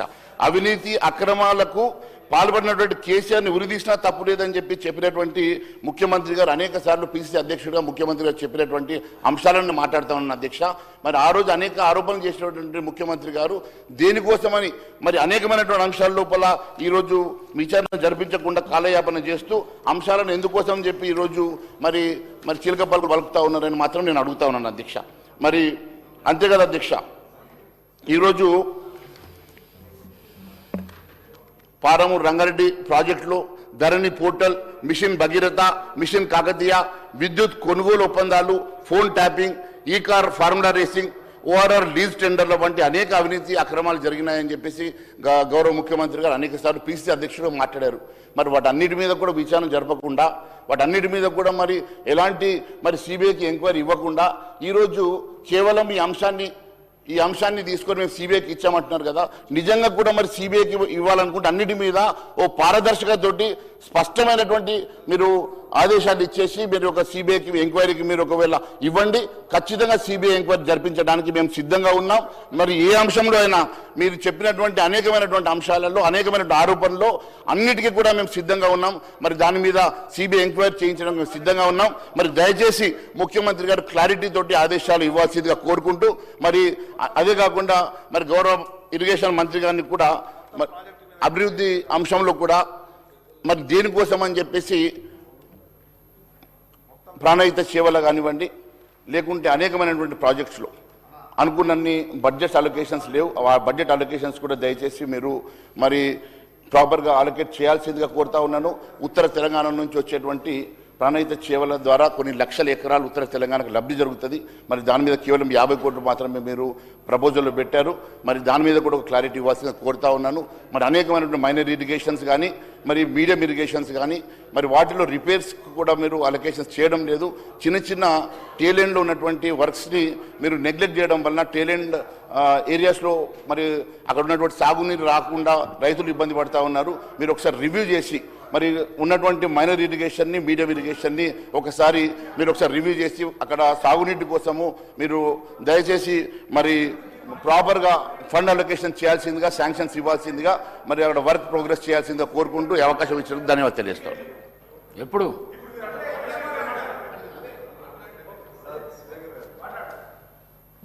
అధ్యక్ష, ఇప్పుడు పెద్దలు మహేశ్వర్ రెడ్డి గారు మాట్లాడుతూ కాళేశ్వరంలో అవినీతి కనిపించలేదు మాకు పంపించిన దానిలో మాట ఒక మాట అన్నాడు. నా అశంకరణ మహేశ్వర్ రెడ్డి గారు అంతకుముందు ఈ రాష్ట్రానికి ప్రధానమంత్రి హోదాలో నరేంద్ర మోడీ గారు వచ్చినప్పుడు కానీ హోంశాఖ మంత్రి హోదాలో అమిత్ షా గారు వచ్చినప్పుడు కానీ ఏటీఎంగా మారింది కాళేశ్వరం, తప్పనిసరిగా దానిపై విచారణ జరపాల్సిందే, వారిపై చర్య తీసుకోవాల్సిందే, మీరు తీసుకుంటామని చెప్పిన సందర్భం. ఆ సమయంలో వీళ్ళందరూ అనేక మార్లు సిబిఐకి అప్పయ్యపండి అని చెప్పినటువంటి సందర్భాన్ని గుర్తు చేస్తూ పీసీ అధ్యక్షుని హోదాలో మరి రేవంత్ రెడ్డి గారు అనేక మార్లు చేసిన ఆరోపణలపై మేము అధికారంలోకి వచ్చిన తర్వాత ప్రశ్నించే గొంతుకమైన మాకు అవకాశం ఇచ్చిన తర్వాత ఆనాటి అవినీతిపైన విచారణ జరుపుతున్న క్రమంలో పీసీ ఘోష్ కమిషన్ సుప్రీంకోర్టు ప్రధాన న్యాయమూర్తులుగా పనిచేసినటువంటి వారికి బాధ్యత ఇచ్చిన తర్వాత ఆ నివేదిక వచ్చిన తర్వాత ఒకవేళ మేమే ఇక్కడ ఉన్నటువంటి అధికార యంత్రాంగంతో సిబిసిఐడో లేకపోతే ఇక్కడ ఉన్నటువంటి యంత్రాంగంతో చేస్తే కక్ష సాధింపు ధోరణితో చేసే అవకాశం ఉందని అనేటువంటి అవకాశం వాళ్ళ దగ్గర ఉంది. మీరు ఎవరు సిబిఐకి అప్పయిపోయిన పదే అన్నప్పుడు సిబిఐకి అప్పయిపోయిన తర్వాత 8 నెలలు అయినా వాటిపైన కనీసం ముందు పోకుండా ఇప్పుడు కొత్తగా ఏం ఆరోపణ చేస్తున్నారు అధ్యక్ష? ఇక్కడ ఇప్పుడు కరెంటు కొనుగోళ్ల మీద, ఈ కార్ రేసింగ్ మీద, వీటన్నిటి మీద ఎందుకు మీరు తీసుకుంటారు చర్యలు? మాకు సిబిఐకి అప్పయిపోయినట్టు మా రాష్ట్ర పోలీస్ యంత్రాంగం వాటిపైన విచారణ జరుపుతూ చట్టం తన పని తను చేసుకుపోతూ తప్పనిసరిగా తప్పు చేసిన వారిపై ఈ రాష్ట్ర పోలీసులు తగు చర్యలు తీసుకుంటారు. మీకు సిబిఐకి అప్పయిపోయిన కాళేశ్వరం పైన మీరు ముందు తగు చర్యలు తీసుకోమని చెప్తున్నాం. గ్రామాల్లో ఉంది అధ్యక్ష, గ్రామాల ఫెవికాల్ బంధం బీజేపీ బీఆర్ఎస్ గారు మొదటి నుంచి అంటున్నాం. ఈరోజు మీ చేతిలో ఉంది. మీ చేతిలో ఉన్నది సిబిఐ కాళేశ్వరం విచారణ చేపట్టాక ఒక అడుగు కూడా ముందుకు వేయకూడదు. మళ్ళీ ఇప్పుడు ఉన్న మా దగ్గర ఉన్నటువంటి ఈ విచారణకు సంబంధించినటువంటి సంస్థలు రాష్ట్ర పోలీసు సమర్థవంతంగా విచారణ జరుపుతున్నారు. వాటిని మా సిబిఐకి అప్పయిపోంటున్నారు. అరే ఇప్పుడు రాష్ట్రంలో పోలీసు పైన నమ్మకం లేకపోతే ఎలా అంటున్నా?